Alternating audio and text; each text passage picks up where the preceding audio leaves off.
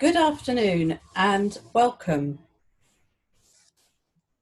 We are in a strange new world, certainly in terms of where we are with our business and where we are with our marketing. In uncertain times, many businesses, and probably your business, is moving to a more virtual environment.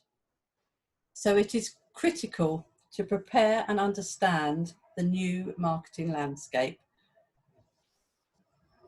So this seminar was a product of a seminar that Brad did, but what we decided was that we would let the experts speak. So I am really, really pleased to tell you that we have 4 wonderful experts who are going to be joining us this afternoon. So what we will cover, we will look at shifting your strategy and your message. We'll look at your website, your content, including blogs and articles. We are going to be looking at videos, social media, and we're going to be looking at database buildings. But first, some introductions. My name is Angela Turton. I am a senior partner with Action Coach, looking after the area in the East Midlands, along with my husband, Rupert. So Rupert is also on this call. He'll be fielding any questions and answers. So there is a chat box at the bottom of your screen.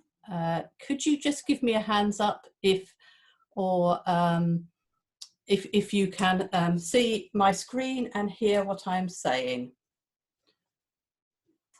Great, so everybody knows where the hands up button is. That's great. We can see you're all getting very used to Zoom, so thank you for that. Please take lots of notes. There will be a lot of detail in what we're covering today, so there'll be a lot of things that you can take away, and there will be some chance to give you some questions. So what we're going to do is I'm going to hand over to our experts. They're going to talk to you a little bit about their subject, and then we will be asking them questions. So if you do have any questions of the speaker who is talking at the time, please put them in the chat box, which we'll be monitoring, or the Q&A box as well. So it is my absolute pleasure to kick off today with Jess, who'll be explaining why marketing has to change.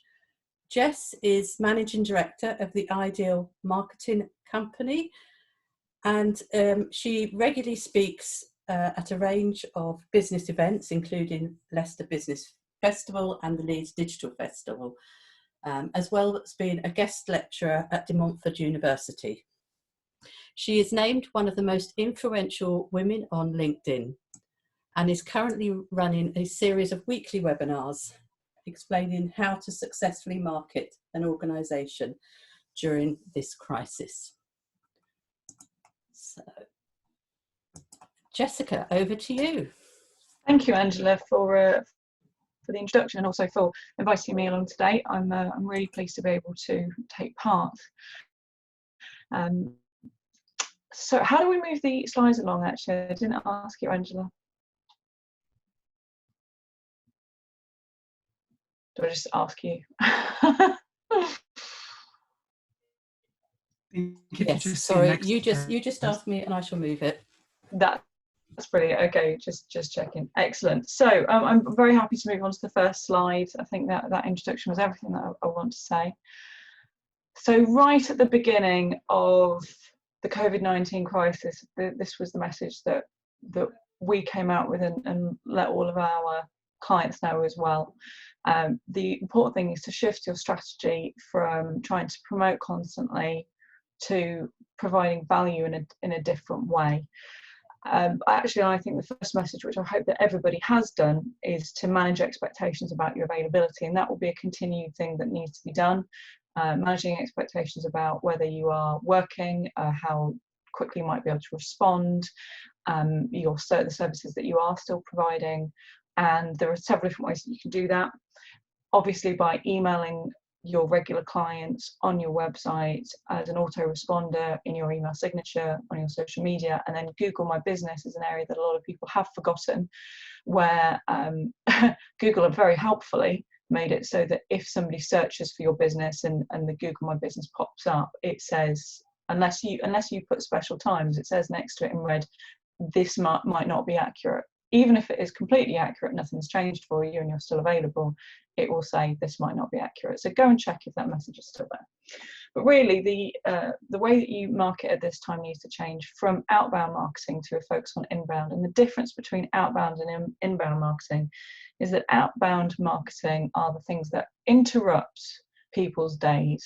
That could be the junk mail, the telephone calls that weren't expected, the even the banner ads that they might see when they're looking for other things or looking at other things. It's the advertising on TV where you as a company kind of just turn up in somebody's day. Whereas inbound are the kind of marketing where you're providing value, somebody's looking for what you're providing, they're looking for an answer to a question or a particular product, and you're providing information. A lot of this marketing that's content marketing would come into the inbound type of marketing. So you're looking at your blog posts, you're looking at white papers, your email newsletters when people sign up for them, and of course I hope that they would do by this point. So shift your strategy from being about promotion to providing value and content. That's an awful lot easier to do if you really understand your target market well and you understand exactly what they're getting from you. I always recommend to do persona or avatar development, which really helps for you to fully understand your target market and make sure that you're relevant, that you're communicating with the way. That exercise is particularly helpful at the moment because any avatars that somebody might have developed pre-COVID-19 would need adapting for the situation that we're currently in. So you probably would say, right, well, normally, and you can do it on an industry basis, for example, or on a circumstances basis. How would this person normally think, and how would they think at time of COVID-19? What's going on for them, and how can I help them? This really helps for you to change your messaging, which we'll talk about in a moment, but it also helps for you to understand how to improve your customer experience for your audience. I think a really good example of this has been some of the ways that supermarkets have changed and have adapted that can be quite on brand, because supermarkets are quite busy at the moment, everybody's queuing and they're obviously managing in different ways. But for example, with Aldi, who I'm a big fan of, but they have a cleaning station where you could go and clean your own, I've forgotten what it's called now, trolley before you go into the supermarket, and the equipment's there, which is great. With Waitrose, what I have seen, I'm not sure if this is consistent or even intentional, but the member of staff cleans the trolley and then you see it and then you hand it over, and that's very on brand, and it's a way that a customer experience has been adapted for what's going on at the moment, and I think it's really interesting that's gone on. So you can also maximize the perceived value that they're getting from you by using inbound marketing, by providing content and extra tips and support. The reason why we're wanting to do this is to help you bounce back. It would be unreasonable at this time to expect the same levels of income from everybody, or for them to up how much they're spending with you, or some people can't do it, but you are improving how somebody sees your company and the trust that they have for you, because what you do at this time will be remembered, and anything that you've been doing so far will have been noted. They might not be able to remember what you've done, but they will remember how it's made them feel. Any sales conversations in the future are based on how well people know, like, and trust you. And the content marketing, the inbound marketing that you do at the moment gives you a real opportunity to build that know, like, and trust that could at some point turn into a sale. So can we move over to shift your messaging, please, Angela? Next slide. Thank you. Oh, it's quite sensitive. Brilliant. So really, I think this leads very naturally from the last message, really, about shifting the way that you communicate is also making sure that message is sensitive to people's current situation. I think a lot of the messaging that's been coming out from CEOs emailed out to everybody to say that they're, you know, they're with you or something. I forgot what the message is, but something on the lines of, you know, we're all in this together. I think I've seen quite recently somebody said, yeah, we might all be in this sea, but all of us are in different boats. And for some people, they're in a dinghy with a hole in it, and some people are in yachts. So let's not, we're all affected, but let's not pretend that we are all affected to the same degree. So one of the ways that you can do this is to really think about how you acknowledge the discomfort that somebody might be going through. And there's a sliding scale which can go from pity to sympathy to empathy and then to compassion. And the important thing is to, at the very least, empathise. Pity is really more about acknowledging that somebody is suffering. Sympathy is saying, like, I do care that you are suffering. With empathy, you are feeling how somebody is suffering, and then that does require a bit of vulnerability, and I'll show you how some people, I'll talk about how some people have done that as companies. And then compassion is to really want to relieve someone's suffering and doing everything they can do. So sympathy, a lot of the time, it's when the companies have said, oh, you know, I know that you're suffering, and we acknowledge it, and that's where the mass mail outs or mass emails have come from. With empathy, you're saying, you know what, not we're suffering too, because that for a large company isn't helpful, but we're individuals, or showing them more human side. Marketoonist, if you're aware of Tom Fishburne, he put a brilliant cartoon out this week, which underneath it explains different ways of demonstrating empathy rather than sympathy, where there was an organisation who had to they had to close one of their warehouses, and in the message that went out, the CEO or the manager that was in charge of the whole thing said how much he was going to miss people, not being able to spend time with them, that it was very emotional to have to talk to people one-on-one. There was some vulnerability there where people said, I miss spending time with you. My hairdresser, for example, has done a brilliant job of this by saying, I really miss talking to you guys. I really, you know, that's something that I spend so much time doing. I think with any profession like that, beauticians, and, you know, when you're this point of contact, they are part counsellor, and then provide another service as well. So there's quite a lot of emotion tied up in that. So you can also make sure that you engage. So this is about asking questions. The difference between inbound and outbound marketing. Outbound is really a one-way communication where you are saying, this is our product, this is our service, this is what's going on, and we think you should buy it. With inbound, you are providing information and content, but you've also got more opportunities to engage with people. So if you can ask how somebody's affected and you can get information, then please do. You've got an opportunity for a two-way conversation as well. And then educate as well. I think a lot of people, if they have got the opportunity to upskill at the moment, they're taking it. People, it feels like a massive generalization, but there is a lot of learning going on. And if you're struggling to find information, instead of promoting, you can engage, you can educate instead, and share the skills that you have in a different way, or the value that you provide in a different way by educating. So help and give versus sell and ask, I've already covered this. If you can move along that sliding scale towards compassion, then you're helping and giving, and that will really have a lasting impact on how your brand is seen for your customers. And then selling and asking, I wouldn't ask for much from people at the moment. Just try and give if you can do. The time will come when hopefully we'll all bounce back quite well. I've already covered adding value. I just do as much as you can do. And if you're not sure where to start, I will reiterate, please go back to your personas, to your target audience. What do they value? What service do you provide? And can you provide that value in another way, or demonstrate that you can be trusted in the future? Okay, that's it for my slides for now, Angela. Great, thank you, Jess. So if anybody's got any questions for Jess, please pop them in the Q&A box. I've had a couple in.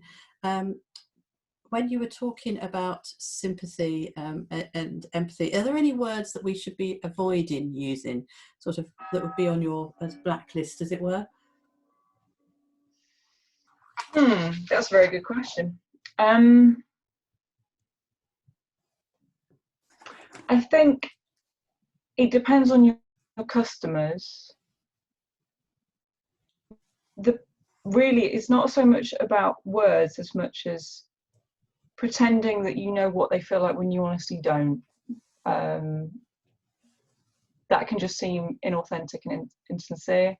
Or so there aren't actual. I can't think of any words at the moment, but I am coming back on later on. So if I can think of anything in the meantime, I'll let you know. Okay. But it's more about making sure that you don't patronise your audience.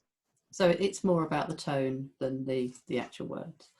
Yeah, and don't. Yeah, that's more than the actual words. If I can think of some words, then that would be good. But I can reiterate what this scale is of engagement, where pity is I acknowledge. So it might be I recognise, not, you know, don't say I know that you're suffering.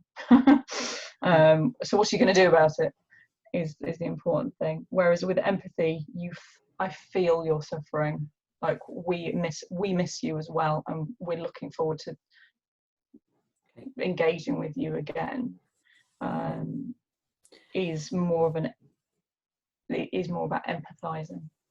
Okay, and do you envisage a time where we'll be shifting back from this help and giving back to sell and ask? And how would we know when our particular business has got to that stage? I think it will depend on the industry and the business with doing marketing. At the moment, what we see is that we have some clients who have, yes, been affected, but not to the same degree. So they're already coming to us and asking for support because they're ready. So that's a question. I feel a bit like the panel at 5 o'clock every day. Don't know. I wish I did. But I think give people the opportunity where they do know the value that you can provide. So when they're ready, they can ask for it. I think a shift to brand building exercises in your marketing and inbound marketing is a good shift to make anyway, because it respects your audience's intelligence and ability to make their own choices and judgment. And you might find that actually doing the supportive things and just saying that this is the thing that I do if you do want help, you will find when that shift starts to happen, because that's what's been happening to us. People have been coming to us when they're ready and when things have changed, because we've been continuing to provide value and support where we can do. And I've got a lot of referrals as well, because I've been providing information and support. So again, I can't really answer. Sorry, two questions. I completely deflected. I have got another question. Do you have and this may be one that we can push back to Alison, because I know she works with a lot of retailers. But do you have an example of help and give versus sell and ask from a retail point of view, when you just want to sell? From a retail point of view, I would be interested if Alison has got something to follow up with that. With retail, what I have seen is where people have been supporting the NHS workers and providing discounts. Now, retail, I think you're really dealing with shops, aren't you? Really, more than Pret a Manger, for example. Before they had to close, they did a heavy discount for NHS workers and did things to support them, which really elevated them in my eyes. There isn't a Pret where I live, actually, so that's that really, but yeah, and that did make an impact. So we've seen that sort of thing. Yes, I can't think of any specific examples, I'm afraid, but that's the sort of thing where there are things that you need to do to support the people who are supporting us. Okay, all right. Well, we will come back to that question once we've spoken to a few more marketeers, and we will try and find examples of how we can help you there. I'm going to move on now, get a little bit more technical. Very pleased to have Simon with us. Simon is a guy who has absolutely got the techie stuff under his belt. He is a lover of all things Star Wars and Lego. He is great at current affairs, and apparently leaving a trail of cold coffee cups in his wake, but fortunately only his wife can see them at the moment. And I have been on the I have been listening to some of his very bad jokes in networking. So yes, we can, hopefully there won't be too many of those going on today. But he is a web developer, making sure that there are clear procedures in place, ensuring that everything happens as it should do, and in providing a first-class, high-performance, user-first websites and digital marketing strategy to boot. So Simon, over to you. Hello, thank you very much. Wow. So I think the bad jokes I have to clarify are dad jokes, so it will be clean, so it's fine. So thanks very much for coming on and watching this. And this is where I envy social media people, because they're able to click onto Facebook, take some screenshots and show you how to physically work Facebook. But of course, you've all got different content management systems. So I can't go through necessarily how you are going to update your websites specifically, because it will vary depending on what systems you're using. But please put in the Q&A your website link and any questions that you've got, and I'll try my best to help you specifically on your systems if you've got any questions based around that. So what I'm going to do instead is go through a few slides, just kind of going over some of the myths, and put your head in that space where you're thinking about what you should be working on your website. And to do that, you need to understand where your website sits within your business. So as this illustrates, and I'm going to verbalize the negative here, your website is not a shop window. It's the most common myth that I hear people say, well, my website is my shop window. It's not. And if you think that it's your shop window, then you're not going to get any visitors to it, because a website does not have passing traffic to grab attention. So a shop window, the purpose of a shop window is to attract attention, be inviting, and compel people to come in. So you need to think of your social media, maybe your metadata and how it appears on Google, your email, your print, that's your shop window. You'll do a lot better in business if you think of your website as a showroom. So once you're inside a showroom, or a shop, it can be inside the shop itself, but I like to think of it as a showroom. You go into a showroom, you want to be provided with a lot of information. You want your problems answered, your concerns addressed. You give them reassurance. You're given brochures, you're given answers to make an informed decision on a sale. And might come back to Jess. Jess probably has the right statistics on this, but I have heard that something like 80% of people will make a decision on purchasing your products or services before even contacting you. So if you think of your website as a showroom, providing that information, helping them make a decision before they contact you, then you're going to win. So many websites are just lacking information for people to be able to make a decision, and therefore that you're not getting the conversion rate. So could go to the next slide.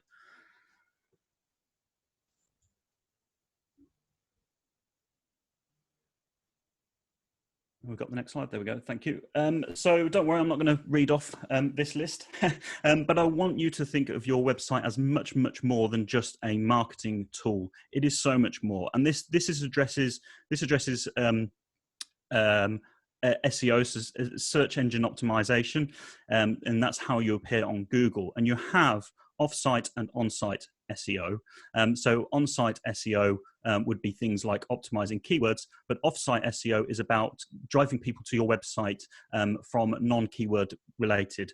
I may have lost some people there, but hopefully what I'm trying to get across is to say there are many other ways to get people to your website other than going through Google. And this actually therefore helps your Google ranking, because they can therefore see that you're getting a lot of traffic to your website.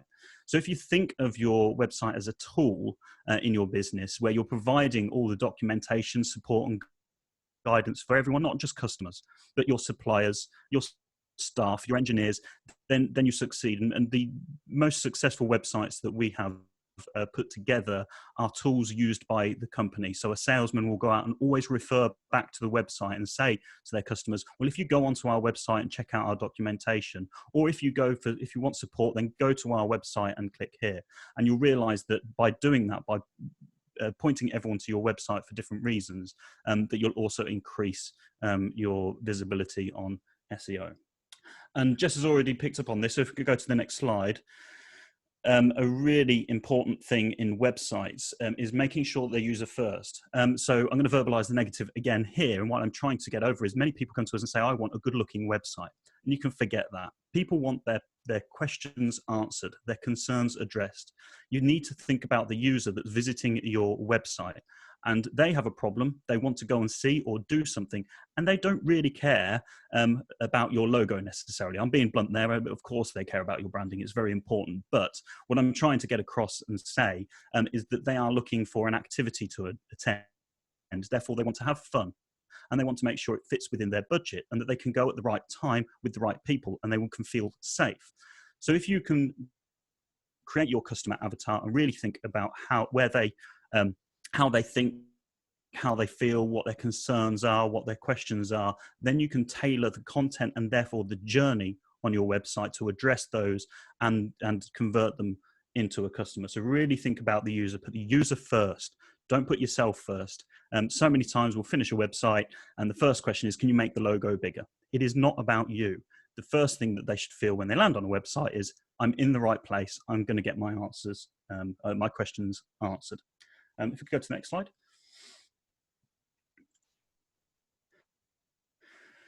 This is another common myth, really. You usually get people saying, I want to set up funnel pages or landing pages or squeeze pages. And really, every page of your website is a landing page. And what we mean by that is it's where somebody starts their journey within your website. And there's different reasons, and it can get very complex as to where they've come from social media, email. Where are they in their journey? Are they doing research or are they ready to purchase? But the intention is the minute they land on your website, you take them through a clear journey to your call to action. Now, typically when we talk about landing pages, what people are suggesting is that you make a decision within that one page to your call to action. So you have the funnel or the squeeze page. But if all pages are treated with the same set of rules, then you will increase the success, because some journeys shouldn't end at your call to action. They may further the journey to another page, but generally you would always put your call to action. And for those that are not aware what call to action is, it's a call to action. it's where they end their journey. It's where they make a purchase. It's where they contact you via an email, etc. And so you want to lay out your page in a way that doesn't distract them from getting a solution to their problem. Often websites focus on putting nice graphics at the top, when actually if they have a problem like what is a website, they want to see a title that says a website is, and then an introduction that starts to explain what a website could be. It's not about the images, but the images can help to grab attention and they can help to keep people on a page, and they lower bounce rates. So, I appreciate there's lots of different rules, but you want to land on a page and go, I'm in the right place. And then you want to take them through giving the information, building the desire to do business with you, and then going through to the call to action without all of the distractions. So if you have a website with lots of animated graphics sliding around everywhere, get rid of them. That's not why they're on your website. So yeah, just think about every page as a landing page. What's the journey they're taking on that page? Can you further that journey on other pages, or convert them on that page? And then I'm going to get a bit more technical here, so if we can go to the next slide. So websites, success on websites is all about speed. It's all of the stuff that really, I struggle to, I can bore people if I get into it. If you ever right click on a website and click on the section that says view source, that's the language that I speak in. It is magic to many people that don't understand it, but it's not to me. And I don't want to go through all of that because you'll just switch off. But you do need to understand whether your website is performing for you, whether your website designer has populated a template on WordPress, or whether have you built you something that is customized. So if you go to Google in Chrome, you need to have a Chrome browser and search Google Lighthouse extension. You can download a little widget that you can put in your browser and you can perform a test on your website. And this is how Google analyzes your website. So it's a really useful tool. The scores, this is for our website. You can see, obviously, they're all up there in the close to the hundreds. Ironically, some of those, like best practice, we haven't got a top score because of a feature that Google have got. So it's quite funny, really. We can't reach 100 because of something that Google have put out. Anyway, the performance is the one that most websites fail on. And it is not about the speed that your website takes to load. Well, it is. 50% of it is about the speed that your website takes to load. And that's what most people focus on. So you hear people talk about compressing images and minifying them, but it's also about how your website performs on lower quality browsers, typically mobile phones. So things like animations will slow down the performance of your phone if it doesn't have the processing power. So performance isn't just about website speed, it's also how people interact within the page itself. And you need to get that as high as possible. And it's one of the easiest ways, particularly when you haven't got the keywords, to improve a website's ranking. Accessibility, just to quickly go over these. Accessibility, if you're visually impaired, if you're physically disabled, it's the way that people can work on a website. Again, this gets missed out so often, but if you hit that accessibility mark, Google will reward you. It's the right thing to do. Don't cram your keywords within alt text. They're there for people who cannot see the image and need it verbalized for them. Best practice is the geeky bit. The developer should be able to build a website using best security practices. If you ever look at the score on that, you'll be completely confused. You need a developer that understands it, that will give you a high enough score. And your SEO, as we all know, search engine optimization, how you climb up on Google, get that as high as possible, then you're going to win. And Google have something called AMP. And you'll see this on your mobile phone. You'll do a search, and next to some results, you'll see this little lightning symbol. It means that your website loads instantly. We only develop AMP websites now. It's that little badge of approval, and it's been a bit of a silver bullet to us. We've seen increasing conversion rates of 20% just by switching a website over to AMP. So look out for that one. And if you are looking to redevelop a website, then ask your developer to ensure that it is AMP enabled. And then finally, if we can go to the last slide. I just want to leave you with a bit of keyword research, and it's not rocket science. A lot of people overcomplicate it. They invest in expensive keyword research tools which actually aren't that helpful, I find, and they should be spending their time creating useful and helpful content. An hour's time of writing an article, as Robin will take you through, is better time spent than sifting through Google Analytics and trying to work out how your 10 visitors a day are interacting with your website. So use your time wisely. Go and get this book. They Ask, You Answer. It really makes you think about people who have questions and problems, and how you create content to answer them. And that then you can go onto Google, type in your keyword at the top, and you'll see a section called People Also Ask. And so if you type in their keywords, you'll see a list of questions. These are the most popular questions that people ask around keywords. So you can take those questions, put them in your article, and then you end up creating something of high enough value to be able to entice people to your website. It is as simple as that. Please don't overcomplicate it until you've got at least 100 visitors coming to your website a day. And that's everything for me. So hopefully you've got some bits to take away there. And if you've got any questions, as I say, put them in the Q&A. Thank you very much. Thank you very much, Simon. So it is a bit of a black art when I look at how websites perform. When you go on a website, whether it's good or not, but actually why it's good is something that, I guess it is something that you take for granted, but it's a bit of a black art for the rest of us. I've got a couple of questions for you.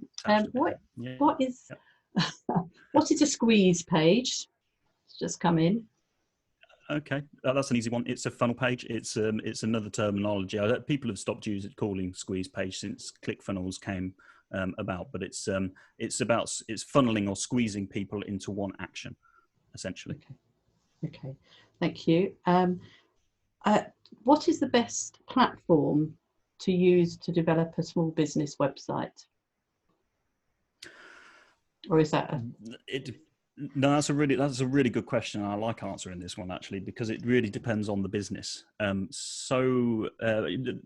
people have heard of WordPress, and so they gravitate towards that. And it's not always as intuitive as people believe. We actually spend a lot of time supporting people with WordPress websites because there's lots of different flavors. But it's a good platform, and it's got a lot of support out there. So it really depends what your business is, what you're selling. Like, my rule is avoid companies that sell based on appearance only. I'm going to mention the names here. I'm talking Wix, Weebly, Squarespace. You've seen the adverts. They come up and make something look visually appealing. Their websites are actually quite slow. They don't perform particularly well, but they sell to you based on something looking fancy. And the websites that succeed, I only have to point to Amazon or Wikipedia, are not that visually attractive, and quite often, well, they're not visually attractive at all. They provide information, or they provide products.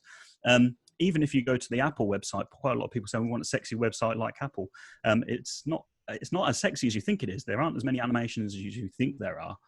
It is all about answering people's questions. So provide the right platform that helps you do that, and speak to developers and get that right. But yeah, so just avoid companies that sell based on appearance, because they're selling to you. You want a platform that sells to your customer, because that's what we're interested in. Quite often we'll finish a website and people will start talking about their own. I think that it would be nice if the text was center aligned because it looks nice. Well, forget about you. I'm not building this website for you. Sure, you're paying the money, but I'm building it for your customer, and they want to be able to get the answers to their questions. Okay, and we've had a few people saying, yes, we agree with that. So thank you for that. Just a question about the last slide. Gets the book point, but could you just go over the last point about people also ask? Oh, just go over that one. Yes. So the people also ask section within Google. So you can do any search. I've seen it appear for pretty much most things, unless you're asking for something about Trump, is you'll see, because Google wants to keep you on Google. So they want to ensure that whatever your question is, if you've worded it incorrectly, that they're going to find you the solution. So they'll reword what you've searched for in the most common questions asked. So the great thing about people also ask is these are common questions asked. So if you want to get yourself into the mindset of what your customer is asking, then you can go there. And probably to extend a bit further on that is, because you have to put your user first, the acronyms that you would use to describe what you do is not what your user will be searching for. So if I said I'm a full stack senior developer, you're not going to be searching for that. You're going to be searching for website creator or builder. It was quite funny. We spent a lot of time trying to get to number one for catching website design or developer, and realized that everyone was actually searching for build a website or website builder. So you really have to think about what people are asking, what terminology people are using to find your services. And people also ask is a free tool on Google. You just do the search, and then you'll see other keywords, other phrases that people use, and it's so useful. So I hope that helps with that one. And I think this is a technical question, but do you get your website to AMP by just improving the 4 areas you mentioned? It's more than that, isn't it? Unfortunately not. Yeah, and unfortunately not. That it's the other way around. If you have an AMP website, you will get very high scores in those 4 areas. An AMP is quite technical. It is something you will have to go to your developer. It's something you may have to redevelop your website, something to consider. It's not for everyone. If you've got a basic brochure website, then it's on WordPress, then you can install a plugin, and you can 9 times out of 10 get that working quite well. It is technical, but something you have to remember now is the internet is full of millions of websites, and to rank at number 1 for something, or position 0, there's a whole another webinar, to rank at the top of Google now, you have to be better than so many other people. So it's highly competitive, and what AMP is Google's way of saying, let's improve the internet. It's not going to be for everybody, but if you do get that, it's just an easier way to get to the top. Or not to the top, but increase your chances. So unfortunately not, no, you do have to look at AMP separately. Thank you. And I think you've answered it with your Google Lighthouse extension, where you're talking about, somebody asked, how do you know if your website is working? And that is the best way of doing it, is it? Yeah, it depends on what's meant by working, because yeah, technically, that what the Lighthouse one, and I probably should have made clear, is the technical look at a website, how it technically performs. Is the code right?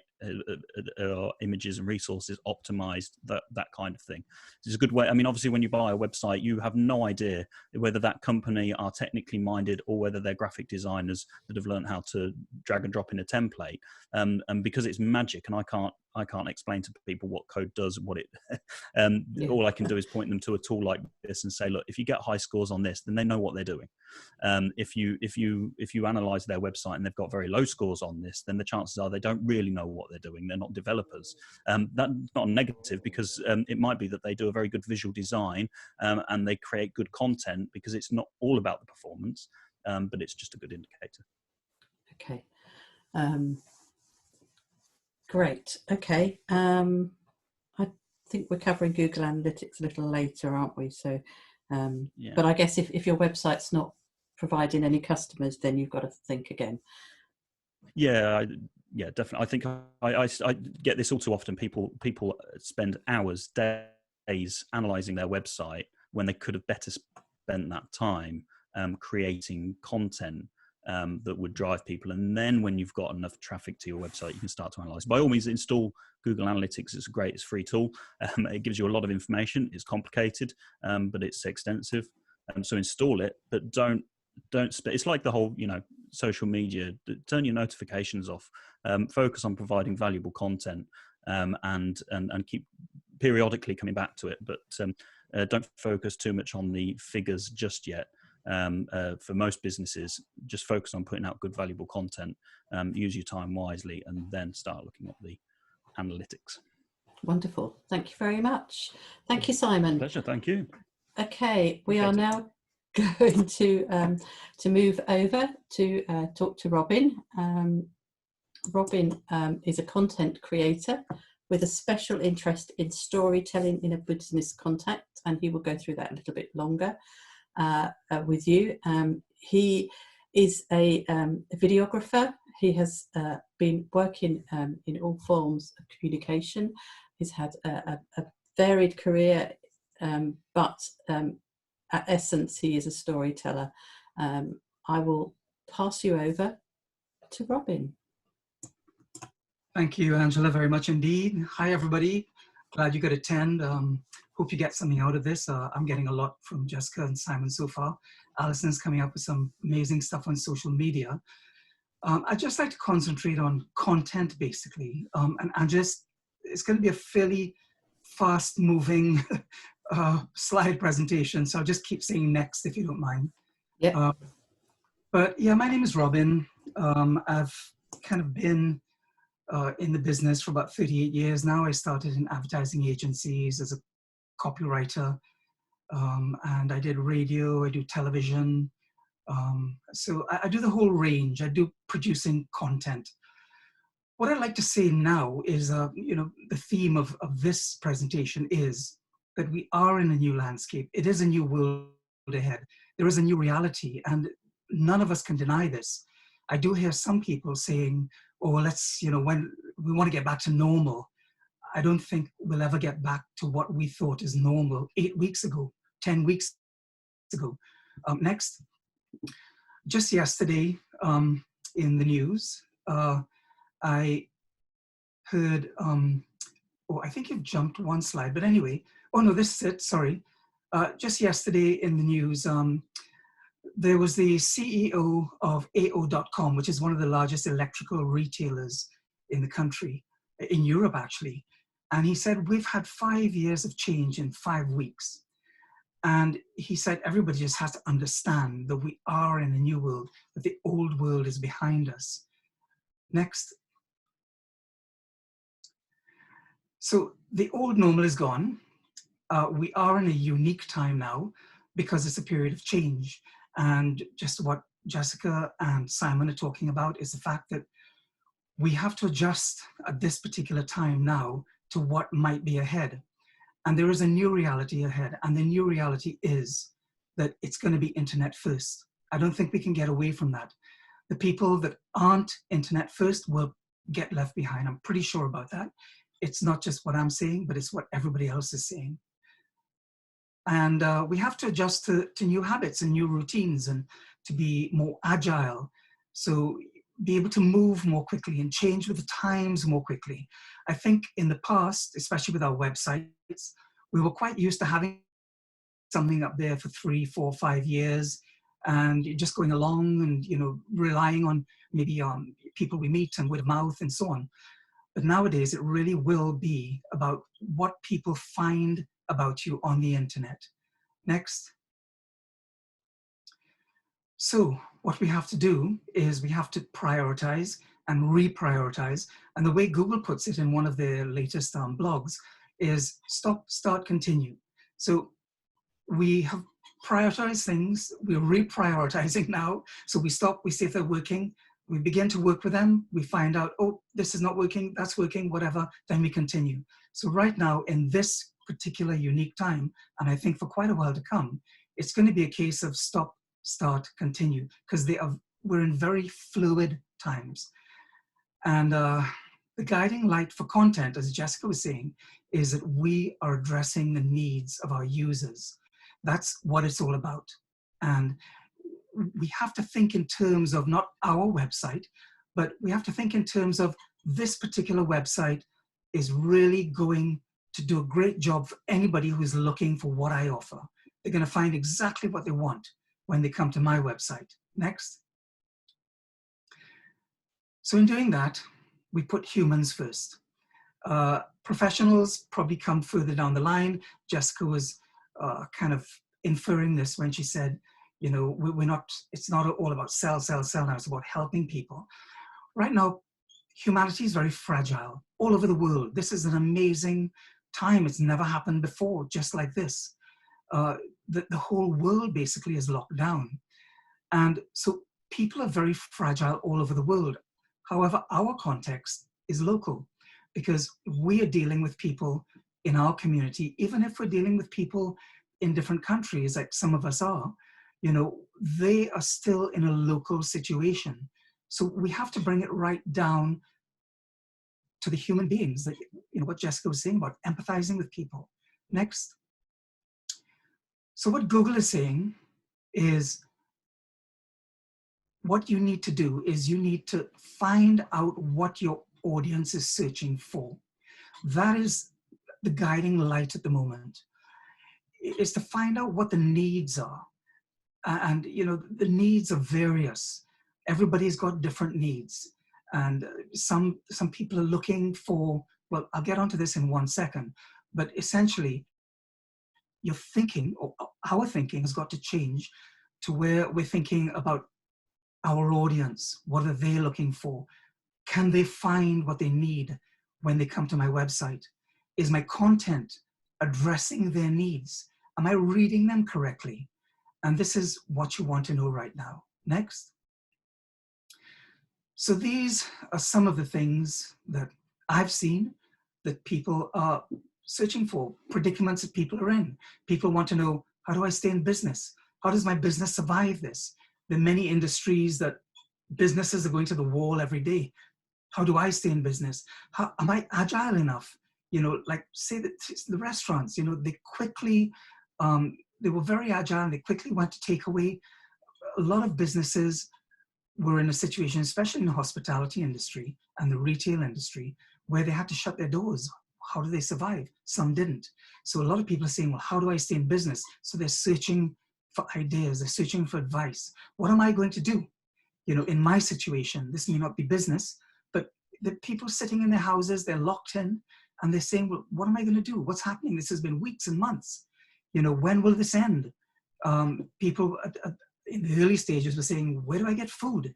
You remember that nurse in the car, you know, just after like a long shift, she just couldn't get any food. Where do I get food?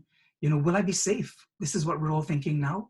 When I go out, when my kids go back to school, will I be safe? Will they bring the virus home? All of this debate is going on right now. So we are in the middle of this unique time. We're not before it, we're not after it, we're in the middle of it. And people are saying, who can help me? And that's why they're turning to people that know what they're talking about in their particular industries. Some people are going through mental and emotional breakdowns, you know. I know people are just going out of their minds. They can't deal. My neighbor is an older lady. She's used to getting out. She's in her 80s. She's very active, and she's going out of her mind because she can't. And she's getting depressed, and you can see it. She doesn't come out on Thursdays anymore to clap. You know, she doesn't answer the phone anymore. So the people are saying, I feel sad, or I need to see my family and friends. We've got to think of what people are feeling and thinking, and that's what we can, if we can provide for that, then that's what we have to do with our content. Next. This is Maslow's hierarchy of needs, and it is very relevant at this time. People's basic needs are physiological. You know, I've got to survive, I've got to eat, you know, I've got to survive, I've got to take care of my family. Then comes safety. You know, I don't want to get the virus. I have to be careful. You know, I want to be safe if I have to go out for groceries or whatever. Then they're looking for love and belonging. Then they're looking for their own self-esteem. And then they're looking to achieve something great for themselves. And there's a brilliant website called answerthepublic.com. If you make a note of that, it's just simply answerthepublic.com. You can see it in the slide there. And you just put a search term in, like food, for instance. And what that does is it scrapes all of the things that people are asking. What, why, when, how, where, etc. All of the things that people are asking, you can see what people are asking right there. And so we need to think in these terms when we approach our audience. Next.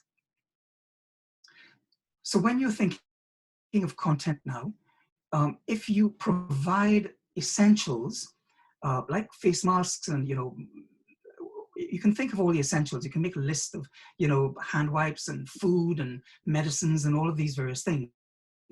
Your job now is to make sure that you can be found. And this is what Simon was talking about. So if you provide essentials, you want to be found. And that's your job at the moment because people are looking for you. Next. If you provide non-essentials at the moment, then your job now is to keep in touch with people, offer them help and advice, because you're the one, as you keep in touch with them through these uncertain times, you are the ones that they will remember when we emerge now into the new reality, when we've probably got a vaccine, when we're safe to go outdoors, we don't have to look over our shoulders so much, but the world is going to be online at that point. So that's our strategy now for these times. Next. So how can we differentiate ourselves in these times, the times that are changing at the moment and the times that we're looking forward to? Number one is your website. As a business person, this is your website. Your website needs to be different than it was before. It needs to be, have a pulse. It's got to be active. It's got to be out there. And people, if they're looking for what you offer, they've got to be able to find you. Otherwise, you are irrelevant. And then their blogs, you know, keeping in touch with people, subjects you can think of talking about. If you are a health and well-being person, there's so much that you can talk about to help people in these times. You know, if you provide artwork, there's so much therapy. I know Phil is on the call here. Phil is a photographer. Phil is amazing. He's pivoted very quickly to taking some of his most beautiful photographs and doing them up to where they're now pieces of art. And he's selling artwork, his photographs, and they're amazing. You know, this is how people think in an agile way. Vlogs, you know, don't be afraid to get your camera out and just film yourself and talk to people. And then, of course, social channels. Next, I'm going to go into all of these basically very, very quickly because my time is coming up. But our website is, as Simon was saying, I put virtual shop front here, but he's right. It's a showroom. It's not just a shop front, but we've got to keep it updated and optimized and look at all of the various elements of it.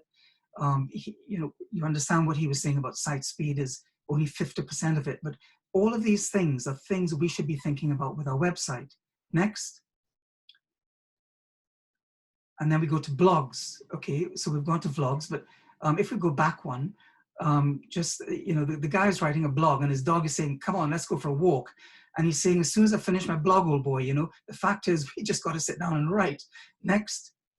So we go on to now, one of the secrets, if you think it's too hard to write blogs, how can I create this content on a regular basis? I would suggest to you that curate more than you create. In other words, read and look around and be on social channels. And if you see a really good post by somebody that you think that your audience would really appreciate, share it onto your thing. So you don't have to be sitting and writing blogs all day. You can curate more than you create, and you're still helping your audience. But just make sure that everything leads back to your website. Next. So your strategy in these times is to really build an audience. Vlogs. I really have to admire my 12-year-old daughter, because she's on TikTok. She's just posting stuff all day long. And the thing right now is just to do it. YouTube is full of helpful advice. There's tons of affordable equipment available. There are free apps to edit on your phone, and you can vlog about something that you're comfortable and confident with. I put with me vlogs there. Some people are just saying, cook with me, and they've got their camera up and they're cooking away. You know, it's acceptable now to be raw. You don't have to be a polished video producer to be vlogging and telling people, because people are sitting there and they're looking for stuff. And, you know, if you are showing them something interesting, or they've just got a chance to be with you. Next. And then social media. Well, Alison's going to talk about this right after me, but all I can say with social media is all roads lead home. And that's home on your website. Next. And the last thing really is video. I'm a video producer. I'm very much into video on a production level, a lot of commercial corporate stuff. But nowadays, even with the vlogging, the thing about video, it's the next best thing to face-to-face. And next slide. Video is an amazing way to tell stories. It's all about storytelling, because you know, it's not lots of words, it's pictures that are telling stories. Video shows you what's going on. It doesn't just have to tell you what's going on. And you know, you can capture the emotions in a video. It can be entertaining if it's well done. It just keeps you engaged. It keeps you looking. If you've got a video, you can be pretty much assured that people are going to spend more time with you than they will do to, say, a website where there's just like loads and loads of text. They'd much prefer to do that. Next.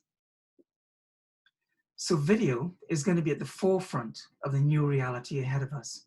And there are many options now for producing video, and people are accepting lower production values, you know, homemade stories, you know, they're accepting the rough stuff. They'll be very, very forgiving. And what you just need to do is pick up your phone, or if you've got a little video camera, just begin telling stories, just learn to do it. And YouTube, as I said, is full of that kind of stuff. So next, my recommendation is to follow the rules of the new reality, and she will find you. Your audience will find you. Just follow these rules of your first thing is to provide for your audience, and they are searching and they will find you. And the last slide, Angela, thank you. So this is me. You can check out my website, but if you're most welcome to email me, and I'll be very, very happy to help in any way that I can. And if there are any questions, let's go. Thank you, Robin. That's really, really great. What came out from all of that, and indeed from what Simon was saying earlier, is it's very much about the customers first. Look at the human in your business right before you look at the product. We have one question, which I'm not actually too sure is a question for you. It may be that it's actually a more of a strategic coaching question. And Andy, we may have to come back to you. But he's saying that internet first is not going to work with his customers because they don't have mobile phones, let alone a computer. So I'm not sure what... I might be able to add to that one, Angela. So, Andy Gosling sells canal boat merchandise. So I think he's probably referring to the leisure with the canal boat owners, probably not being on the phones or internet, I would assume. Okay. So don't assume is one of the things that I would say to that. Lots of people have, I mean, you will know your customers more than canal side tea rooms and some marinas. So you will know your customers much more than we do. but it may be that this is a question that we can pick up later. Yeah, absolutely. I mean, I can understand that. Naturally, there are various industries where customers are not on the internet first, but that's not the norm. The norm going forward is going to be that most people somehow are going to be on the internet. Even in third world developing countries, most people, they've got phones. A lot of people search on their phones nowadays. And sure, there will be industries where people are not on the internet, but that is not the norm. The norm is that people are being trained now. Most of society is being trained now by force because of this pandemic. They've got to go on the internet. They can't go out to the shops, They've got to look on their phones or their computers or whatever. And they're being trained to do that. So, yeah, I mean, it's not a general statement, Andy. I fully appreciate what you're saying. So, yeah, apologies if I generalized too much there, but I really was talking about the way society as a whole is going to be moving forward in the new reality, Thank you, Robin. Yeah, and I guess in something where you're talking about tea rooms as well, you've been it's a double whammy almost, in that you've got your remote location and also you're having to shut because of social distancing. Yeah, maybe we can pick that up with you later, Andy, and talk through your options off this call. Last question for Robin. What is the optimum length of a vlog or a video? Well, nowadays, videos are short. I would say if it's like a corporate video, something to go on your website where you're saying this is about my business and you want a really very good professional production, I would say anywhere between 1.5 minutes and 3 minutes. If you go beyond that, then it's a different type of video. For instance, you can have a training video that could be 8 minutes long, 12 minutes long, but that's different. So it depends on the type of video you want to do. For social media video, I would definitely keep it short. If people see 5 minutes, they skip on to the next one. Things that are short, they think, well, I can look at this quickly. I've got 1.5 minutes, I've got 2 minutes. They will look at it. If it's nice and entertaining, then ideally the next video will come up when they finish that one. So I would say generally for your vlogging and your corporate videos on your website, keep them around 3 minutes, under 3 minutes. If they go over, fine. I've done a video for somebody and it was nearly 5 minutes, but it was perfect for them for what they did. So, but the rule of thumb is around 3 if possible. And then, sorry, what was the first part of that question, Angela? It was just asking what the optimum length for a vlog or a video was. So I think you covered that quite well. Thank you. Lots of text, then they will kind of turn off. And when you do a blog, you need to separate it a bit. Have a nice headline, have a subheading so people think, okay, well, I'd like to read on. You get their curiosity. The first paragraph keeps them involved. You have a couple of sections. Normally I think of an introduction, 1, 2, 3 points, and then a conclusion. And that's what I think of, because a blog really is keeping in touch with people, giving them helpful information, and then leading them somewhere. So after the blog is over, you want to lead them somewhere, which is ideally back to your website. Thank you very much, Robin. Okay. As you mentioned earlier, we are now going to be turning to social media. Alison from Retail Post started her social media marketing agency 5 years ago. She's supported clients from all business sectors. She's got a background in retail, e-commerce, and FMCG, and she keeps everything commercially centered and focused.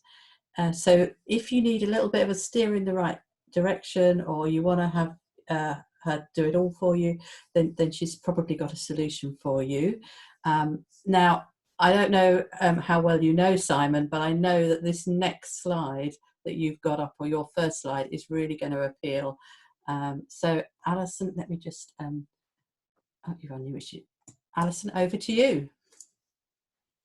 Hello, good afternoon, everybody. I hope you appreciate the Lego reference, because this is where you get to stand out from the crowd. So I'm going to kick off and talk about your social media marketing, which is essentially part of your overall marketing strategy. You've heard Jess, you've heard Simon, and you've heard Robin so far talking about different elements of their marketing, and social media is part of that. It isn't a standalone solution, and it isn't the answer to everything, as much as I would love it to be, obviously, but it's not. It is very much about delivering your message that you've already thought about, that you're already talking about in your website. You're already blogging about it. You're already vlogging about it. Maybe you're doing a podcast too.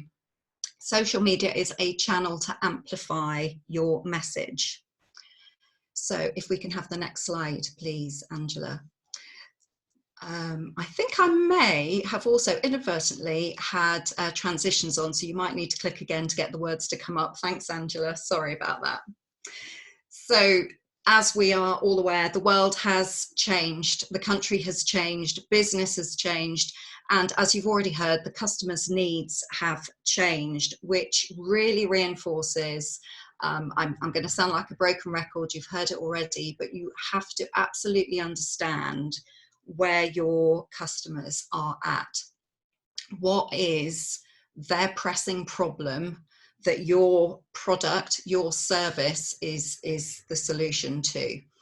By understanding your customer, you are in a much, much stronger position to be able to provide them with a solution. And it is really about solutions. It's not just products. It's not just services. It's not what you do. It's why you do it and how it can help them. If we can move on to the next slide.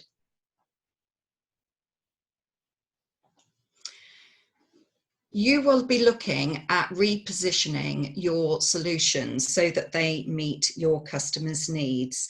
Your customers are spending an inordinate amount of time on social media right now. People have more spare time than they've had in a long while, which is why we're looking at 20% increase in social media usage over the last couple of months.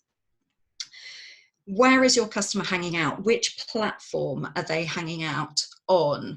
It could be that they are on LinkedIn. It could be that they are on Facebook. It could be they're on Twitter. Now, the temptation could be that you say, right, I'm going to be on Twitter, I'm going to be on LinkedIn, I'm going to be on Facebook, and I'm going to be brilliant at all of them. I would beg you to please take one step at a time and think about which platform your customers are looking for your solutions on primarily, and to be amazing on that one platform rather than perhaps diluting your marketing messages and being mediocre on 2 or even 3 platforms. If we can move on. Because ultimately, of course, it is about looking good. Your customers have got to find you. And then when they find you, you want to look so good that they can't ignore you. You heard Simon and Robin talk about keywords earlier on and some ideas for getting some of those keywords. The keywords have to be phrases that your customer is using, not what you use. So it's not the in-house terminology, the acronyms. It's what terms do your customers use to find the products and services that you offer. You're then including those words in your social media account profiles, headlines, in your bio if you're talking about Instagram, in your headline if you're talking about LinkedIn.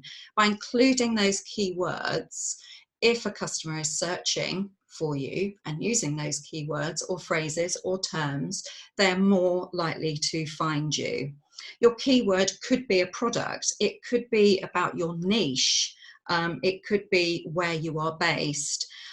It's almost certainly going to include some aspect of your USP.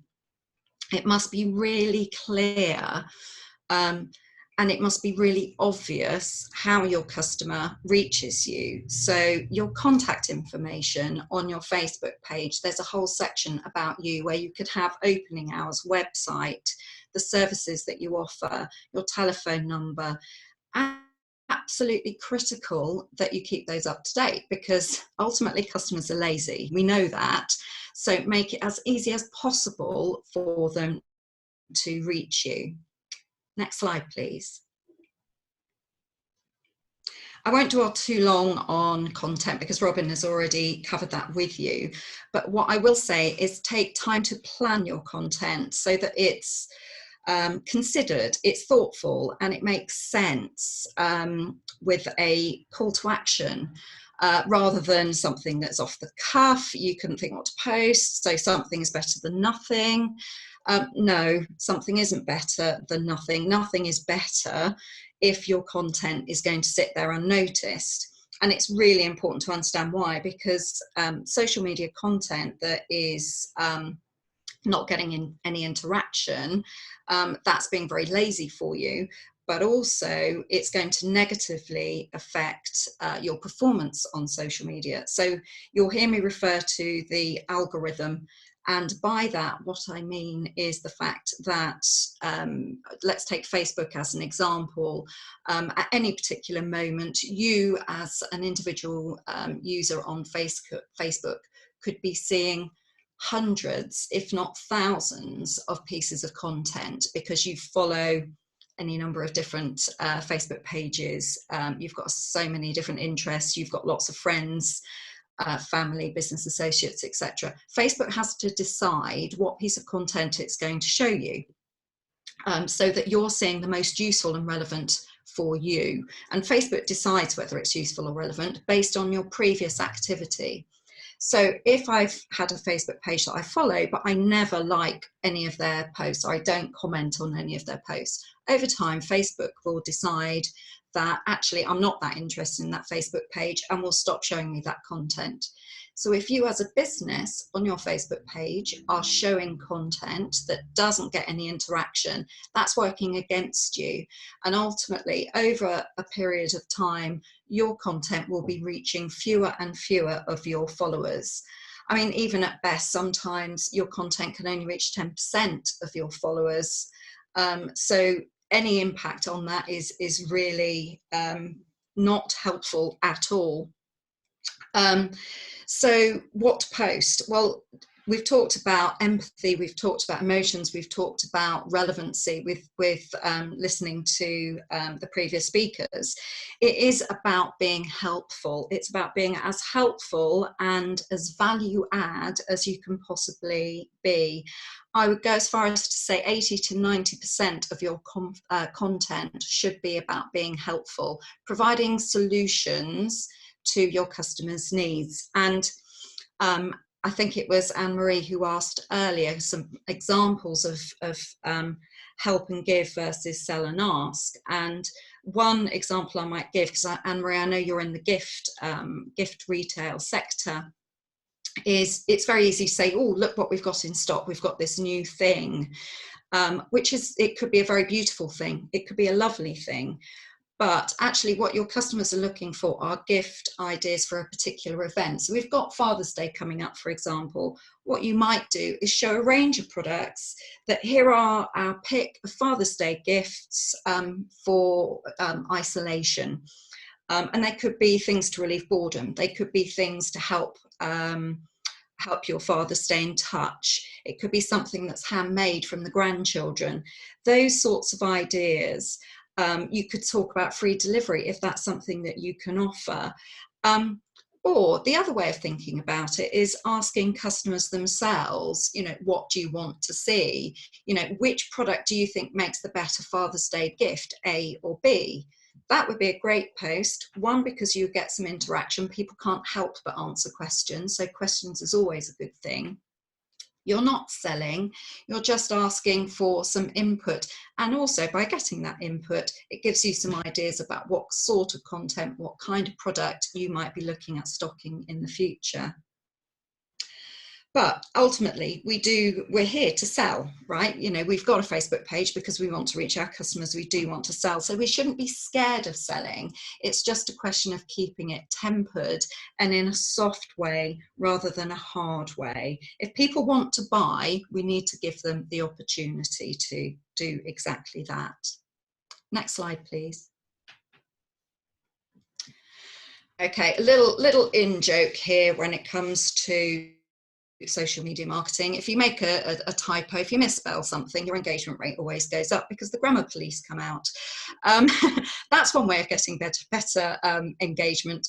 But really what we're looking at is content that educates in some way. And we come up with this term edutainment. So it's a bit of education through entertainment.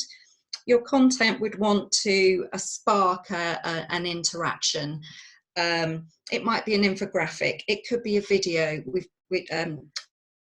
Robin talked about videos, really high value when it comes to social media. Get much better engagement rates and view rates, although tend to get less comments. So one against another, it's worth sort of weighing up the pros and cons. Ultimately, you want comments and shares, which is fuel for the algorithm and fuel for getting your posts out to more people. It is about giving value. Your audience need to feel that they've invested their moment wisely. And I say moment because it's a fleeting glance quite often at a post. So you do want to make sure that it's something that they think, actually, yeah, I'm going to look at this. I am going to read this. I am going to invest my 3 minutes on watching this video on Facebook because I'm going to get something from it.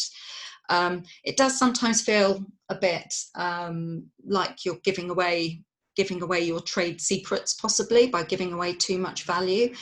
But even if you're a coach and giving away your top tips on how to do something or how to address something, what you're doing is sparking a conversation. People feel like they're getting good value from it. And when they actually need help to execute against those ideas, more often than not, they're not going to do it themselves and they need help and guidance and a bit of accountability. So still giving value is the right way forward. Next slide, please. It's about being social. It's giving back to your audience. You know, we talked about giving value. It's also about your audience feeling valued. So if they are commenting, if they are leaving a comment on your post, then you want to respond to that. You want to reply to that comment, show your appreciation. If they're asking a question, you want to answer that question. By replying and answering to messages and comments, that also helps with the Facebook algorithm. It gives a higher, in inverted commas, score, so you're more likely to appear in searches higher up in the ranking of searches in Facebook than otherwise. So absolutely respond to messages and keep those notifications on for your social media, because you've got to respond quickly. People flit about all over the place, and before you know it, the question they've asked somewhere else, and they've got an answer from somewhere else, and they're taking their business somewhere else. Next slide, please. And it's also about being present. So don't just think about social media being your page and your accounts and what you put out. It's also about appearing in other people's content. So if you perhaps are following another Facebook page that's in this, you know, it might be a complementary business, you might want to comment on their posts because your comment will be seen. When I say comment as your Facebook page, not you as a person, by the way. So your brand and your Facebook page is visible in the comments. You pop up, you might say something really intriguing, in which case somebody's going to be curious and they're going to want to explore what your business does. But it's still about being helpful. It might be offering a little bit of advice. It might be offering a solution to a question that was raised in that page's post. It's all still about adding value. You can also join Facebook groups, obviously. You can join LinkedIn groups and comment and prompt discussion within those. You're adding value to that group, and adding value as your brand keeps you remembered. Next slide, please. But then there is the challenge, you know, how often? Everyone asks, how often should I be posting? And it will never be 100% right. It might be too often. It might be not enough. You might have posted too early in the day. You might have posted too late in the day. But only you will know, and only you will be able to find out when you start posting. Okay, so it's not about I've got to post every day for the next week and see what happens.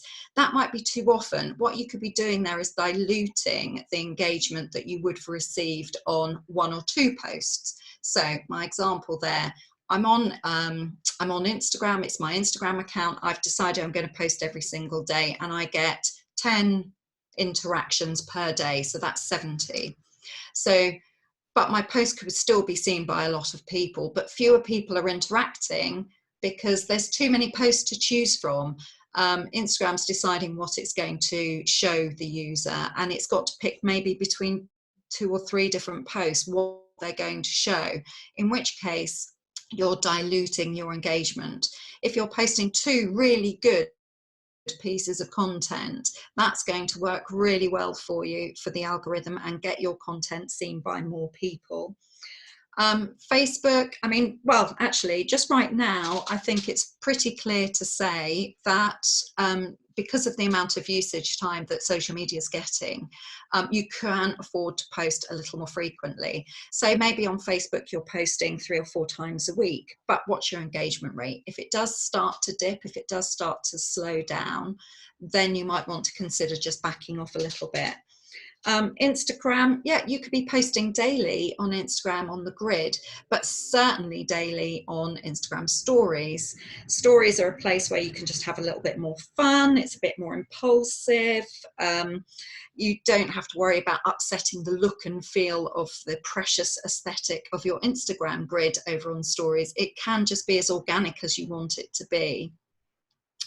Well, Twitter, I think somebody asked about Twitter earlier. Yeah, on Twitter, you could be posting 10, 20, 30 times a day if you're involved in a conversation, if you're moving conversations forward and developing a relationship with another account.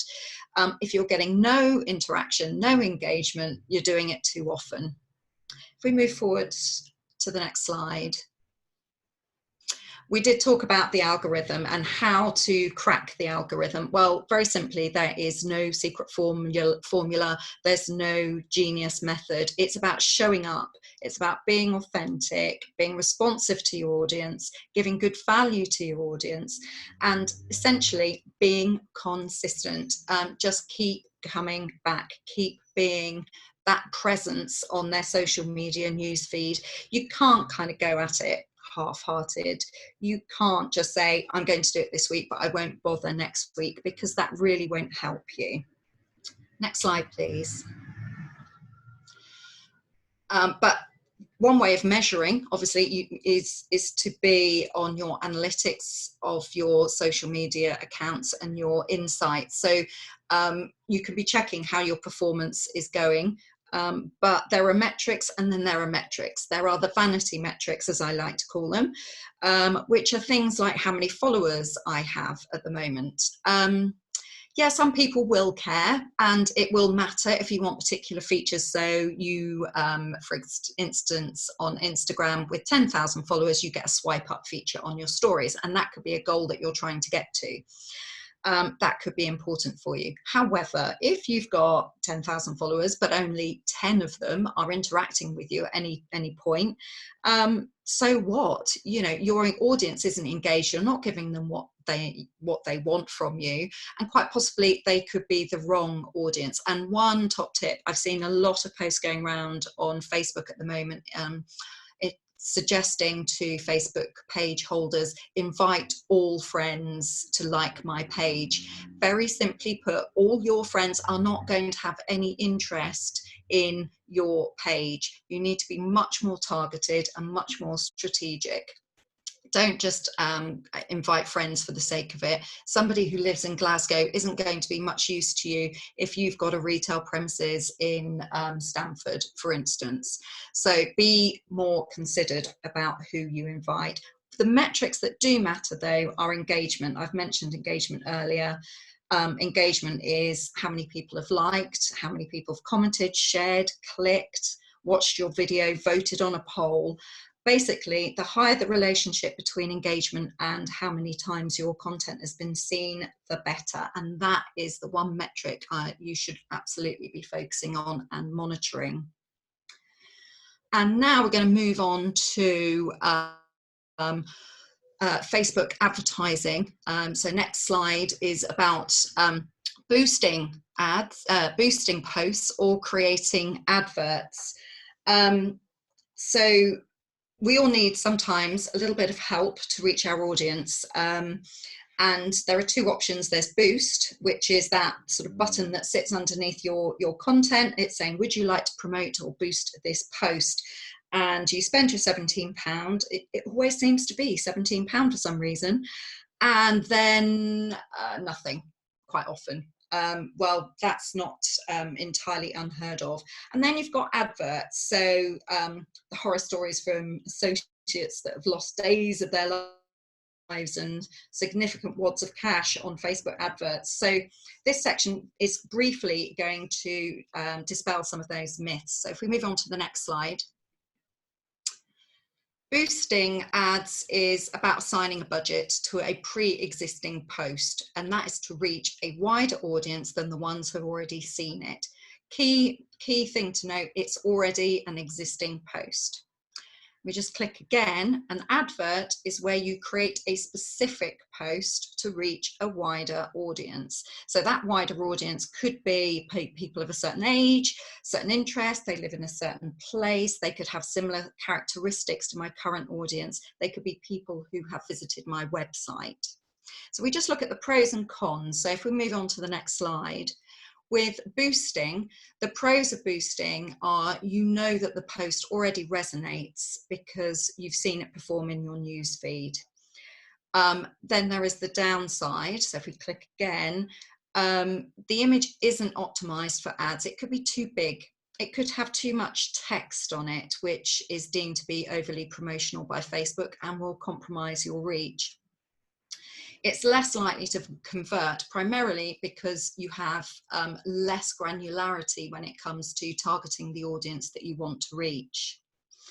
If we move on to the next slide. In adverts, we have pros and cons for adverts too. So in adverts, the pros are that you can test before you invest your full budget. It's optimized for placement. So if it's going to sit in the news feed, you want it probably landscape. If it's going to sit in stories, you want it portrait. So you can decide which image and how it's oriented and what it looks like within the Facebook ad setup. And you have the maximum targeting options. It's hugely detailed in who you can target, and there are so many different levers to click and pull and push that you will get in front of your target audience.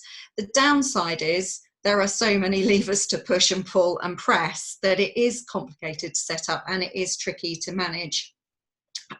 So I would highly recommend that you speak to an expert before you waste your advertising budget. We move on to the next slide. We're almost there, I promise. It can be a bit like blind guesswork when it comes to whether you boost or whether you create an ad.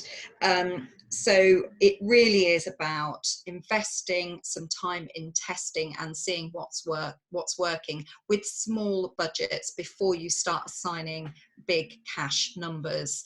And by small budgets, it's entirely relative to the size of your market, the average transaction value, what return you're going to get. I couldn't put a number on it because I don't know your business. But if you have an advertising budget, you can apportion maybe 10% to testing. If we move on to the next slide. Right, so this is basically what you'd be facing with if you go into Ads Manager, which is you see an iceberg and you think, oh, right, yeah, I want to place an ad. Problem is there's all this stuff underneath. And it's all about the structure. So an ad campaign is, I've got a new product I want to launch. The ad set then talks about, which sits underneath that, it then looks at targeting maybe existing customers in one ad set, and it could be brand new, whole new audience in a second ad set. Then underneath the ad set, you've got the opportunity to present different adverts. And those different adverts could differ in terms of image, it could differ in terms of offer, it could differ in terms of copy. But just bear in mind that the more you try and compare and the more variables there are, the more you're actually not comparing apples and pears. So only change one element between each ad, so you are able to compare. And when you've got that sort of comparison, you could say, right, do you know what, ad 5 is the one that's really working for me, so I'm going to turn off ad 1, 2, 3, 4 and 6. I'm going to invest my budget in ad 5, and guess what, it will give you a better return on investment. So next slide, please. We're not looking at a lottery in that case. We are looking at a confirmed, tested advertising strategy. And that's what we all want. So I'm just going to leave you with one last slide, which is the fact that the secret of the best ice cream is you've got a strong cone, your ice cream's not too hard or too soft, and the trick is keeping it upright. And that's the thing. Yes. Hello? Alison? Yes. I'm still here. We seem to have... Oh, I'm still here. I don't know if you can hear me. Yeah. Okay, sorry. Internet blip. I'm obviously talking too much, and it is the last slide, I promise. For your social media marketing, it is very much about having a strong image. It's having copy that resonates and is engaging for your audience, and being as targeted as you possibly can with those ads. And that is my section. So open to any questions. So, well, I have questions, but as you were going through, I think you have answered them. I'm sorry, I'm having a bit of technical problems with my headset now. Okay. So hopefully it's all going right. We had a question about number of posts and how often should I be posting, and you talked about that. That's super helpful. Interesting that there is that increase in social media. And one of the things just that may help is you talked about if it's not working, turn it off. How long should we give something? You know, how long should we be trying something out? You know, if we're posting every day, how long do we keep that going until we decide to actually turn it off or decrease it or something? Well, I'd go back to Simon's analogy about looking at Google Analytics. If you've only got 10 points of data, you're not going to be able to glean a whole lot from it. So really, it's about how much data you're getting and how comparable it is. So if you're launching a brand new Facebook page, you won't have any data really to be able to make a judgment on. So you're just literally comparing each post as it comes in. If you've been running your page for, you know, maybe you've been running it for a year, you may have a really good, strong track record of performance. And from that data, if you make any changes, you'll be able to see quite quickly how that affects it. So certainly look at it weekly on the app itself, on Facebook and Instagram. The data tends to be weekly, so I would have a look at it weekly. And if you're starting to see a bit of a trend one way or the other, it could be positive, let's not forget, then that is that's your direction for you. If you're seeing, you know, if you're just starting out, it is literally post by post, and just have a look and see how you're feeling about it. Are you getting in front of an audience? If you are getting in front of 10% of the number of followers, that's a good thing. If you're getting engagement rate anything over 2%, I mean 2%, 1 to 2% engagement rate is not unheard of. So that's sort of average-ish. So anything above that, if you're getting 5%, 10% engagement rate, then that's good. Carry on. Okay, thank you. It's one of those things, isn't it, that looks so simple, but actually has got, as you said, a huge iceberg underneath it to complicate matters. So unfortunately, yes. Thank you very much for being so clear. We're now going to hand back to Jess, who is going to get a little bit technical with us, I think. So Jess, over to you. Thank you very much. Okay, I'm happy to, yeah. So we're going to talk about email marketing a little bit, and then I'll finish on digital advertising, which will relate back to the subjects that other people have covered. It's quite nice to be able to reiterate what everybody else is saying. So this slide is about building your database in order to be able to do good quality email marketing. in 2017, we spent quite a lot of time talking about GDPR, which was, for those that have tried to forget and managed to successfully, a legislation brought out around what you can do with people's data and the kind of permissions and the processing rights that you have. So as a result of it, there's an awful lot of people who either completely cleansed or over cleansed their list, or decided that it was too much trouble. But as has been touched on several times during this presentation, we are now really moving online increasingly where possible. So the channels that are now available to us are mostly digital, and those with an email database, I think, are probably pretty happy with themselves, because they have more easily been able to continue to market their business and build those relationships.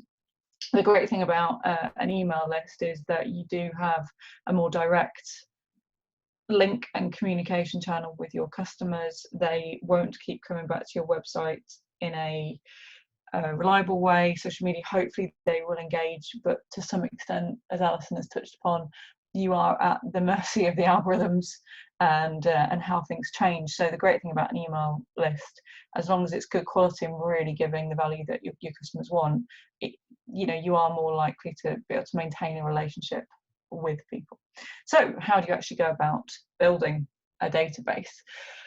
The first thing is to make sure there's plenty of places to sign up. The common places would be your website, but you can have the sign up in several places on your website, whether that's on your homepage, particularly probably around your newsfeed. What I would say is somebody signing up to your email newsletter is not as important with your website, and I think Simon he did a really good job of explaining about the website is for your customers, not for you.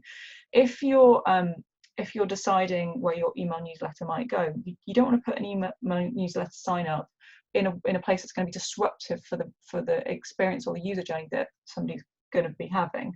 It doesn't want to clutter your experience. So really think about what it is that your website visitor is trying to get to.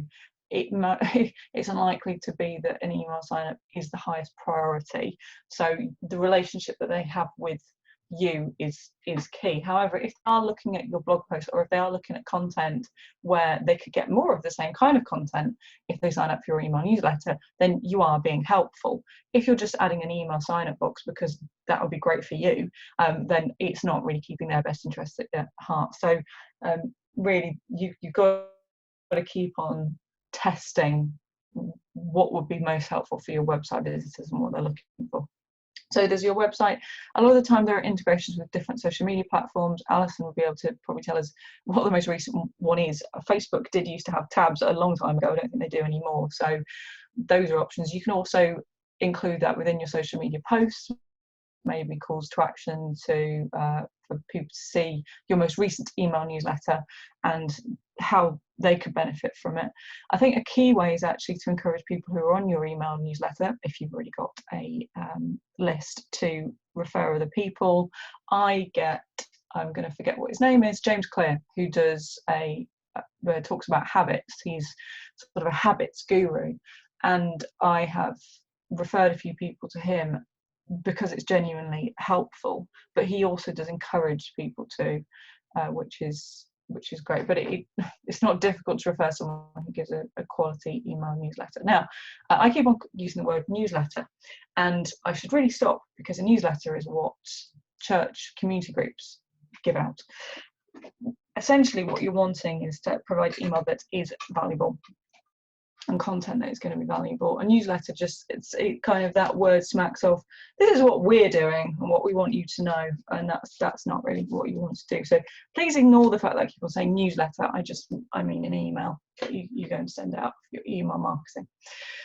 So wherever it is that you're going to add your email sign up, it could also be in your signature, like I said, around your blog area or your content area on your website, because people are more likely to want more of what they're seeing. When you write in or produce your email sign up area, make sure you just explain exactly what the value might be of signing up.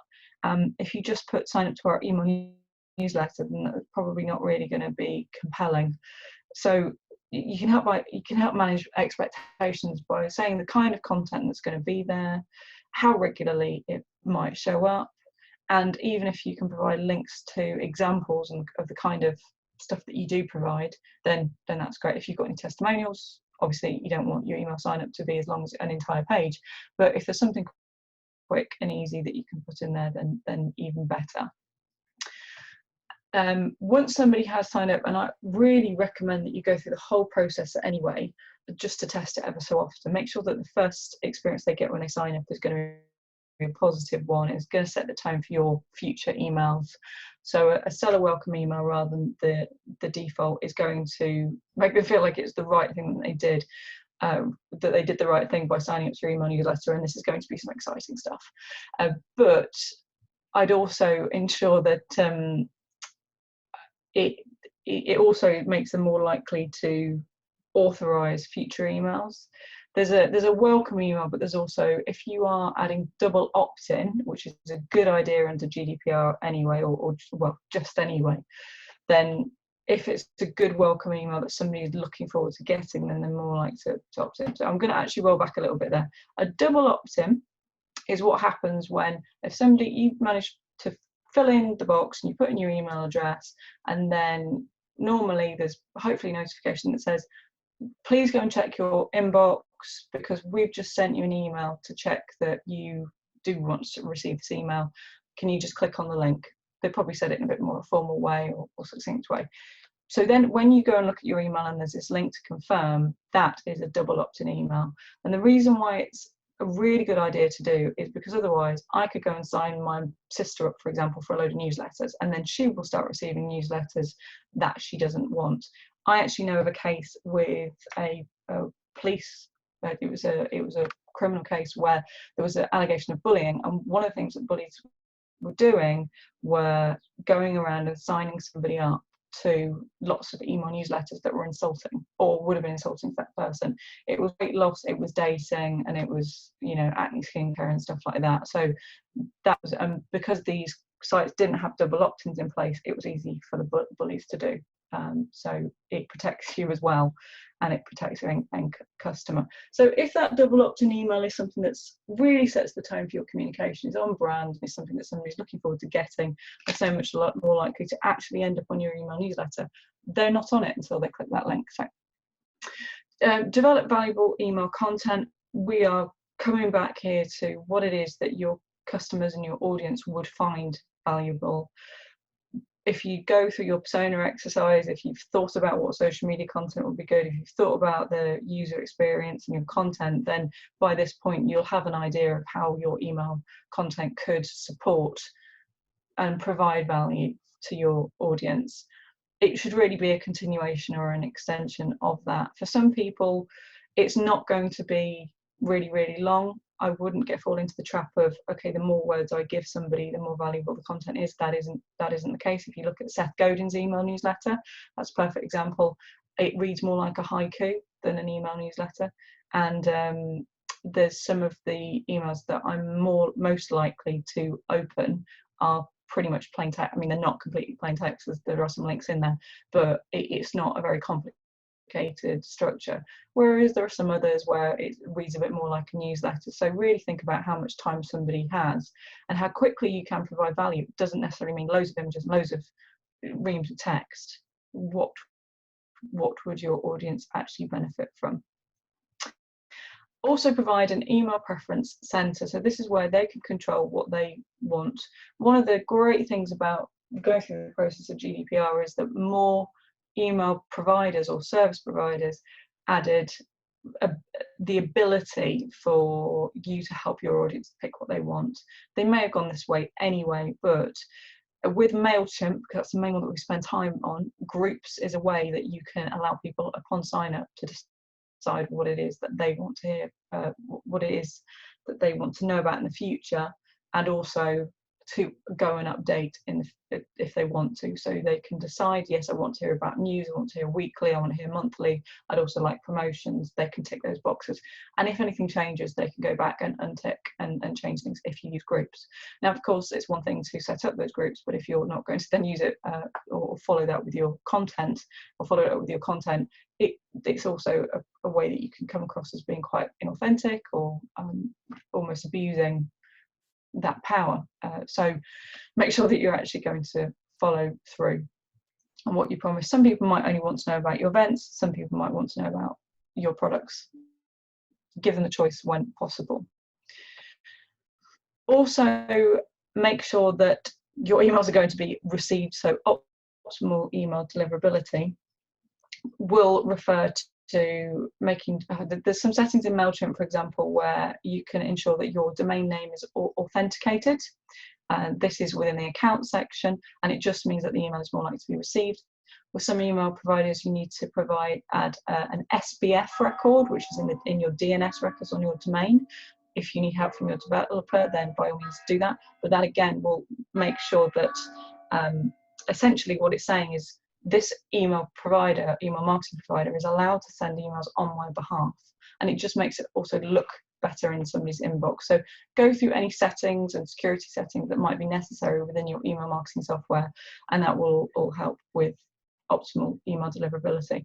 Also think about what it does look like when it lands in somebody's inbox. So what is the name? Who does it look like it's coming from? What is the subject line? If people only see maybe the first 5 words before it gets cut off, then make sure that it's not a load of rubbish that's been repeated from the last month. I think the layout of your email newsletter will also come into this. A lot of people use image or historically used images, whereas now plain text, they're far more likely to be read because it can be read on a mobile and on desktop as easily without having to download a load of stuff.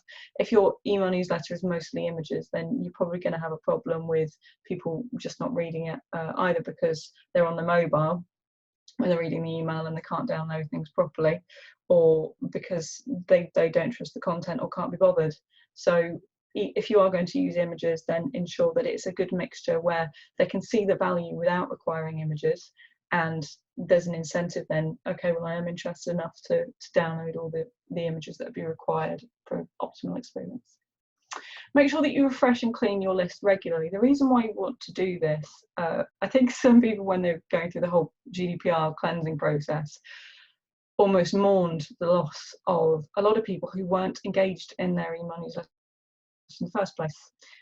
What you will find is if every year you go through and just clean out people who maybe haven't clicked on the last 5 emails, then you're going to find a much higher engagement rate, and because you have a higher engagement rate, you are more likely to get a clear idea of what your audience is actually interested in, what they're doing, but also any analytics that are connected, that follow on from your email newsletter, are going to be more helpful. So just continuing that point about the analytics within email newsletter. Do you know what, actually, I think it's going to be in the next slide. So just remember before I go off on one about analytics. Also be transparent with privacy practices. Again, most email marketing providers do make this an awful lot easier now than it used to be. There are extra GDPR settings within MailChimp, for example, and you hopefully will have gone through the process of producing a privacy policy and a cookie policy on your website. So be transparent about how you use the marketing data and email data.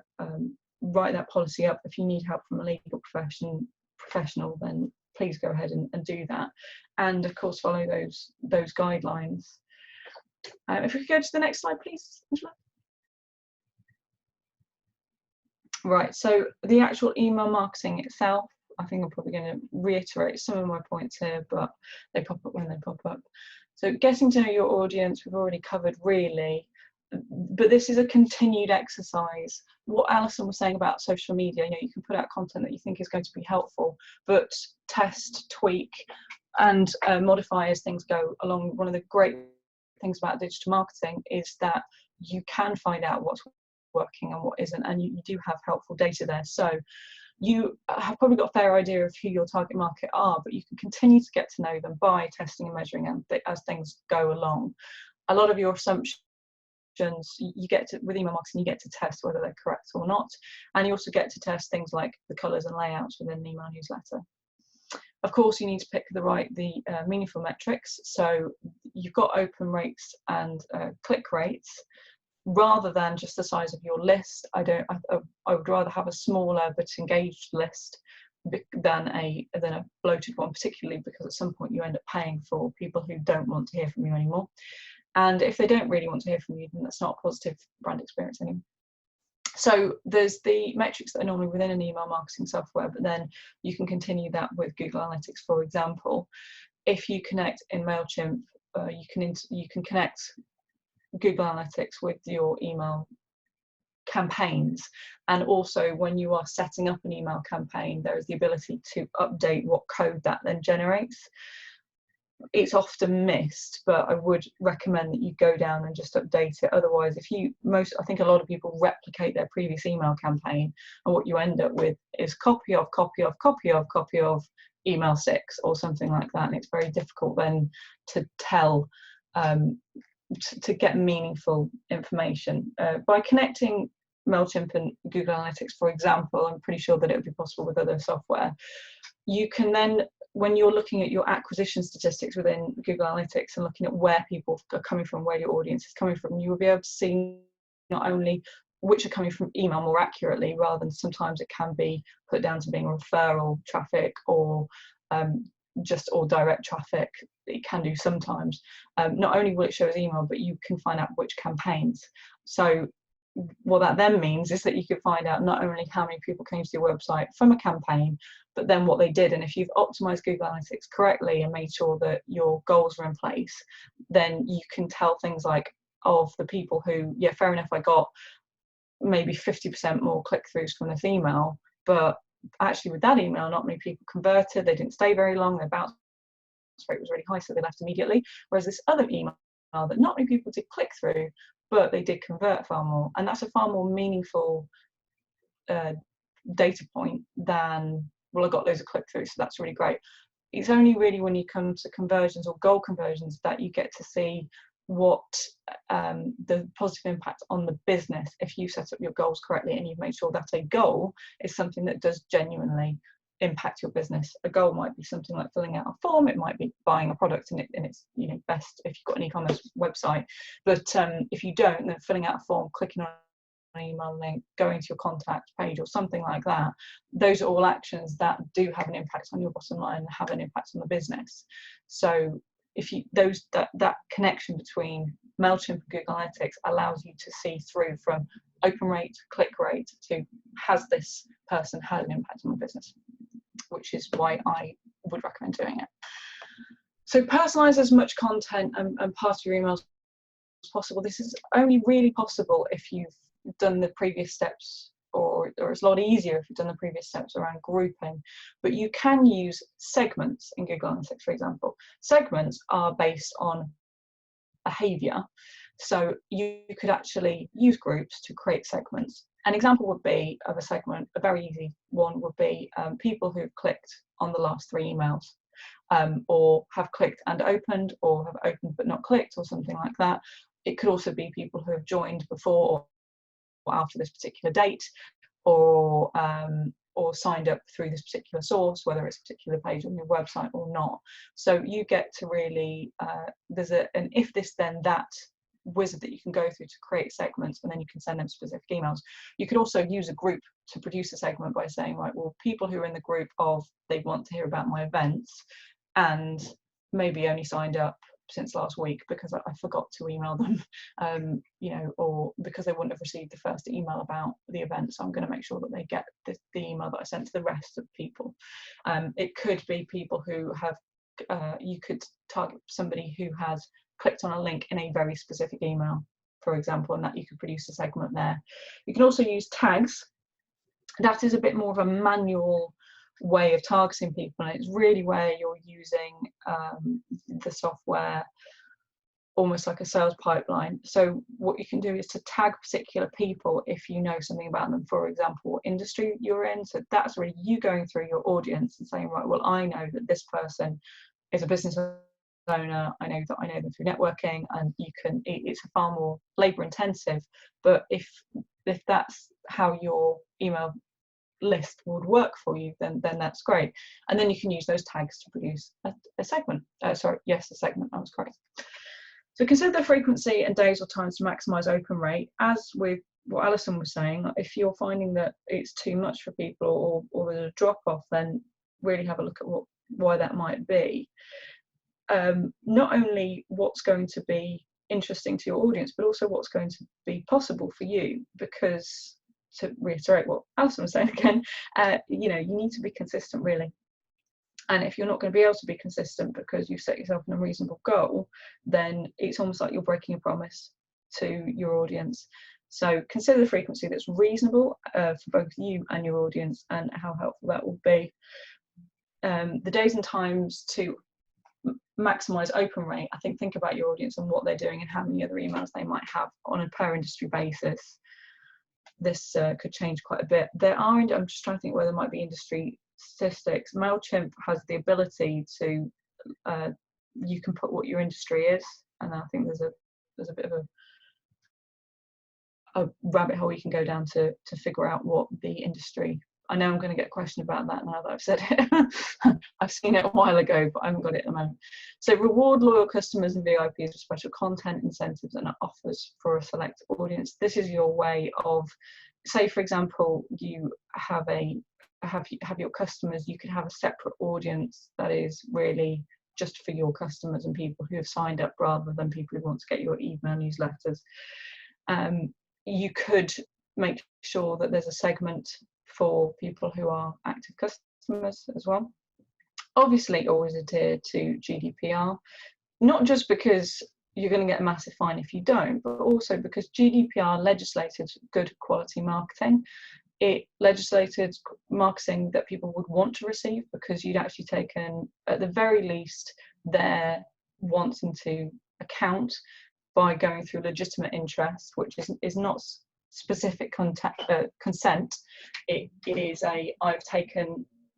on measure, and based on my previous experience of this person, they would benefit from, I wholeheartedly agree that this person would benefit from my content. And then there is explicit consent as well.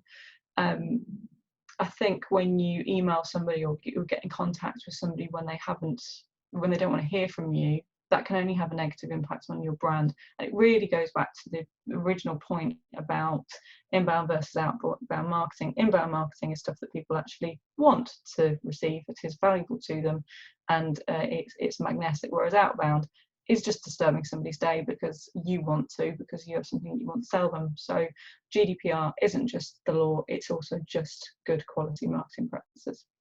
Segment your audience. I have already talked about this, so hopefully that one's clear.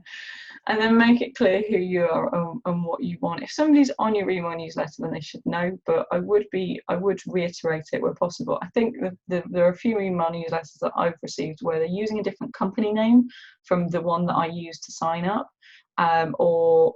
it's just I've ended up on someone's newsletter maybe when they've had a previous incarnation. So what I would, going back to the user experience, when somebody signs up, ever so often I would go through the process yourself of testing, right, if I sign up to this email newsletter, what then happens? Do I get an email? Do I get redirected? Does the page look good? Are the logos in line? If I click on this link, what happens? How does it look in different email software, whether that's going to be your Outlook or Gmail or anything else? I know that some email marketing software, it has, particularly in paid plans, I think, the ability to see a preview of what your email would look like in different places. So ever so often, just go through the user experience to make sure that it is a positive one, because it's going to be one that is reinforced over and over again. Can you skip to the next slide, please, Angela?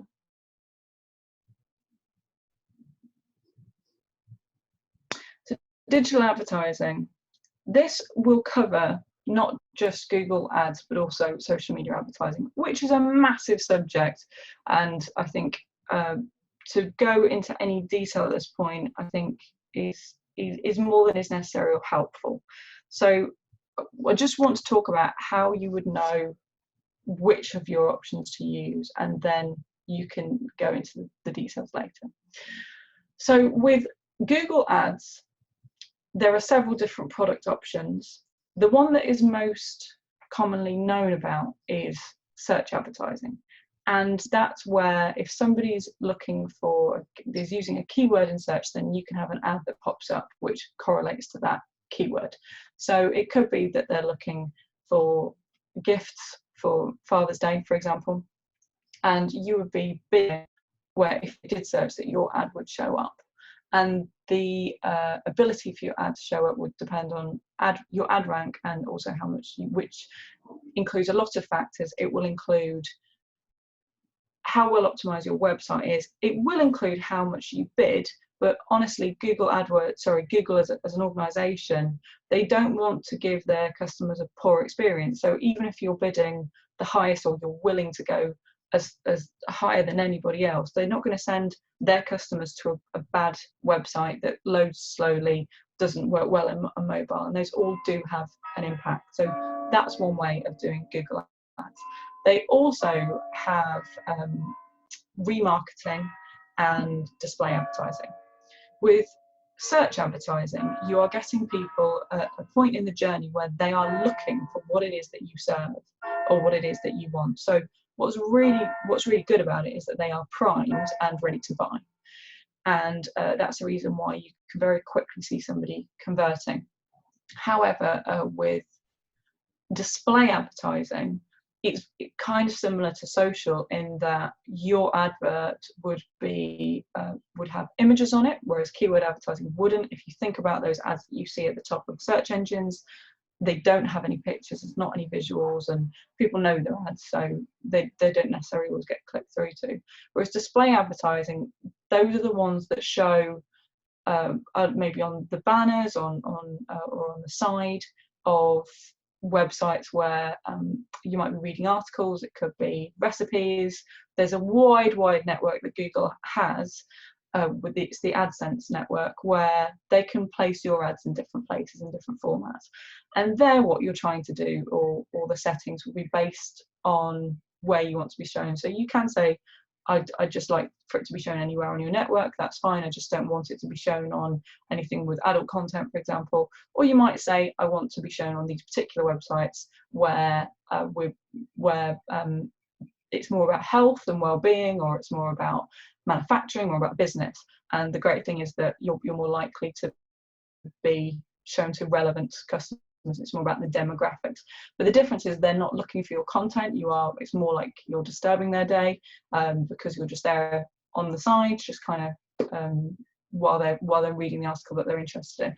Obviously, the more relevant you can be, or the websites that you can be most relevant on, then great, that you're more likely to be clicked on, and then people might go through.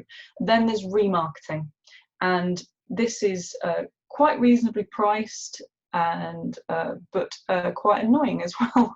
These are the ads that follow you around the internet when you've gone and looked at something, and then you think, well, no, I'm not going to buy it now. Or maybe even you have bought it, and then it carries on following you around for the next 2 weeks. So that can be quite reasonably done, and it does have a high conversion rate, but also it can be irritating for some people. So you've got to use that with a bit of caution. Now, social media advertising, in this situation, instead of targeting people based on the words that they're looking for, you are targeting them based on demographic profiles, or like a profile of who they are and who your audience is, depending on the channel. So if you're using Facebook, it's more likely to be B2C, although you can use it for B2B, business to consumer versus business to business.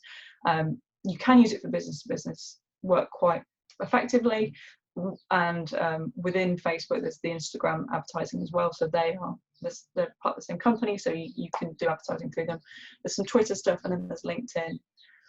With LinkedIn, you're going to be targeting people based on their profile. So the profile attributes are quite different. It will be the company they work at, their qualifications, what their industry is, and different connections and services that they do. Whereas with Facebook, there's an awful lot more, and it's quite sensitive. With Facebook advertising, it's quite a bit cheaper than LinkedIn. And the reason for that is that if you're dealing with business consumer sales, or I think this is the reason why, the likelihood, like your average sale value or purchase value will be so much lower. Whereas if you successfully get a sale through LinkedIn, you could be dealing with one sale being thousands of pounds. The likelihood of that happening on Facebook is a lot smaller. You're dealing with clothes and makeup and things like that. So unless it's prêt-à-porter, I doubt you're likely to be benefiting from it in the thousands. Anyway, so the cost is affected by the competition, really. So if we start with keywords, the cost will be dependent on how many other people want to also be ranked well for that keyword. If you're dealing with any kind of social media or display advertising, it depends on how many other people want to be shown in front of that audience, or in front of on those particular websites. It depends on how specific you are. So it's all about competition. One of the things with Google Ads is if you have a better ad rank, i.e. your website's quicker, maybe it's an AMP website, or mobile optimized and ticks all the boxes, then you'll probably find that it is far more cost effective. The better it's optimized as well with the correct keywords that match the keywords that you're going for in Google Ads, then you're going to find it becomes a lot more reasonable. There are two different models as well. There's pay-per-click and then there's pay-per-impression, although pay-per-impression has an awful lot of other kind of sub-bits. With pay-per-click, you only pay when somebody clicks through to your ad. With pay-per-impression, you show the minute that it is shown on screen. Somebody doesn't need to necessarily have looked at it, it just needs to be on screen. As a result of that, a pay-per-click or per-click is more expensive than per-impression. But one of the benefits with per click is that you can put somebody who's irrelevant off, and the name of the game is, or the aim is not the aim is not to try and get as many people as possible to click through. You want as many relevant people to click. So don't be afraid to put somebody off clicking on your ad if they're not relevant, and really be specific in any call to actions that you do have. So those are the two decisions that you have to make. In most cases, I would use cost per click unless it is a brand building exercise. With brand building exercises, I would in the main say try and use organic work. If you don't have a promotion, then it can be difficult to justify spending the money on ads. However, increasingly with social advertising, with social media, reach has been, well, we've been seeing things change quite a bit. So it does depend on whether your organic social media, and Alison probably have quite a bit to say about this, if your social media is engaging and reaching people as much as you'd like, you might want to consider toying with paid social the way that Alison has already talked about. So I think this is probably repeating quite a few things. So with tracking and reporting, I think it's really, really important to make sure that you are able to sit down and analyze what's working and what's not. With Google Ads, you normally have a period of time where you are just testing. So I wouldn't, the first stage would be to have a look at your keywords and put projections in place, but I wouldn't go straight up to your max budget on day one. Have a bit of time to figure out what's working, what isn't, and to change things before going to 100% of what your budget might be for a month. You want a bit of time to notice, okay, well, unfortunately, people are clicking through to our ads for this keyword, which is definitely not what we want. So I need to add that keyword as a negative keyword. If you put your full budget behind it, then you find out a bit late and you've wasted a load of clicks on an irrelevant audience. What you'll also find over time is that there are some people who you thought would be good for you, but actually they're not converting when they come through to your website. So that keyword, as logical as it might be to assume that you're going to get good quality traffic, you can switch it off. Another thing to think about is whether, if you are going to do keyword advertising like Google search advertising, whether you want for your brand name to be included in those keywords. In theory, and this is really a decision that you have to make. In theory, if somebody's using your brand name, they should be able to get through to your website because your SEO is good enough. So, but some people buy those top spots so that their competitors can't, because that is a strategy that some people use. Your competitors might use your brand names in order to get the top spot in advertising.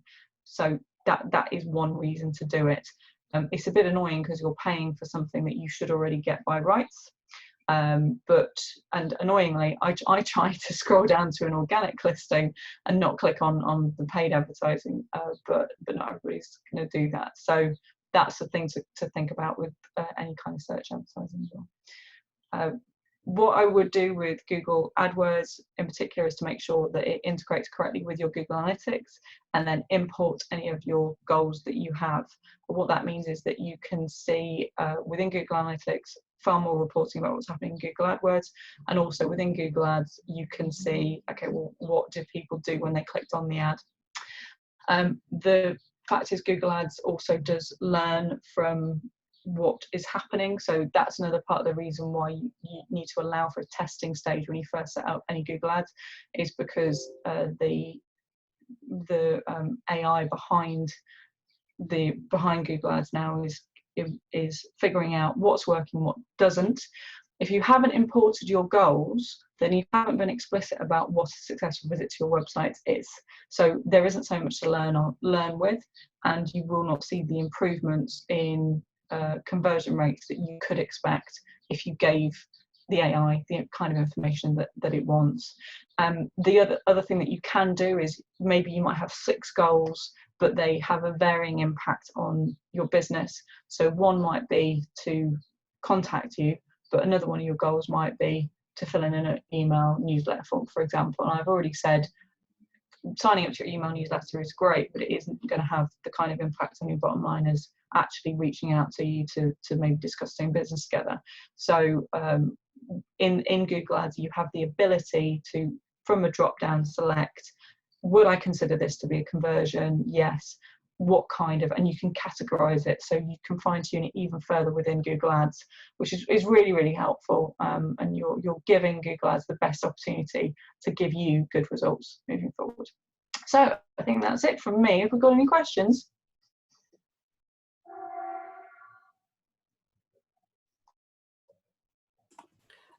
Jess, I can't see any questions in the box. There's a huge amount of detail there. I've got quite a few things that I've got to follow up. It did make me laugh talking about remarketing, because that's one of the things that really bugs me when I've already bought something, and I bought a ski helmet a little while ago. I can only have one ski helmet. But I've just got one head, haven't you, Angela? Well, exactly. I just kept following me around all of the time, yep. You know, to buy it, and from the same people that I'd already bought it from. So it didn't annoy me more than anything else. I've got one particular shop, ladies' wear shop, where I think I've spent most of my salary by the time I get it, because of their remarketing. I've got this real love-hate. So I know where you can. So thank you very much for that. If anybody does have any questions for Jess, because it's such quite a complicated subject, so maybe it's questions that as you go away and you look at your notes, there might be something that comes up on this area. Once you're sort of going through it, then either, you know, give us a ring or give Jess a ring, and we can sort it out and work out what you want to do. So just to finish up, I think thank you very, very much to all of our experts. Thank you to Jess, to Alison, to Simon, and to Robin. One of the things that came out quite clearly over all of their presentations this afternoon was there is change, but we need to think of our customers first. So always put the customer first. It doesn't mean the customer's always right, but you are always putting the customer first in your thinking. So stop, think, plan, and then do, and then test and measure. Don't use the same message that you were using back in January or February, because the language of now has had to change. So you're shifting what you're doing and where you're marketing. Some of us have had to shift our businesses completely. Retail and coffee shops have had been hit quite badly in this situation, and they've had to change much more than those people who are service based and perhaps can work from home very easily. So we have had to change, but it is a question of working out what's the best thing to do for the new thing.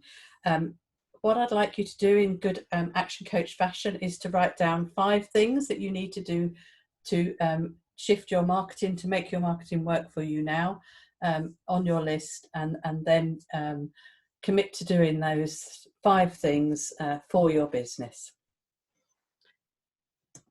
The next steps that you can take are to give me some feedback for this. We will be sending you all an email. I would really appreciate it if you could fill out the feedback form that will be included in that email. It just gives us a chance to put you, our customers, first, and work out what it is that you want to see in further webinars that we'll be putting on. This is an extraordinary webinar in that we've got experts, but we are doing webinars every week to try and help you learn a little bit more about your business and to learn a little bit more about Action Coach as well. We are offering anybody on this call a 30-minute follow-up session. If you'd like to go to our website, you can book on that, and we are very happy to talk about where you are, and maybe if we can talk to if you are in retail or the canal boats, it may be something that actually we can just have a quick chat with you and see where you want to go, and we may be able to give you some ideas or help you think the next steps through. We have also got some social media. We'd be really, really happy if you could join us on Facebook or on Twitter.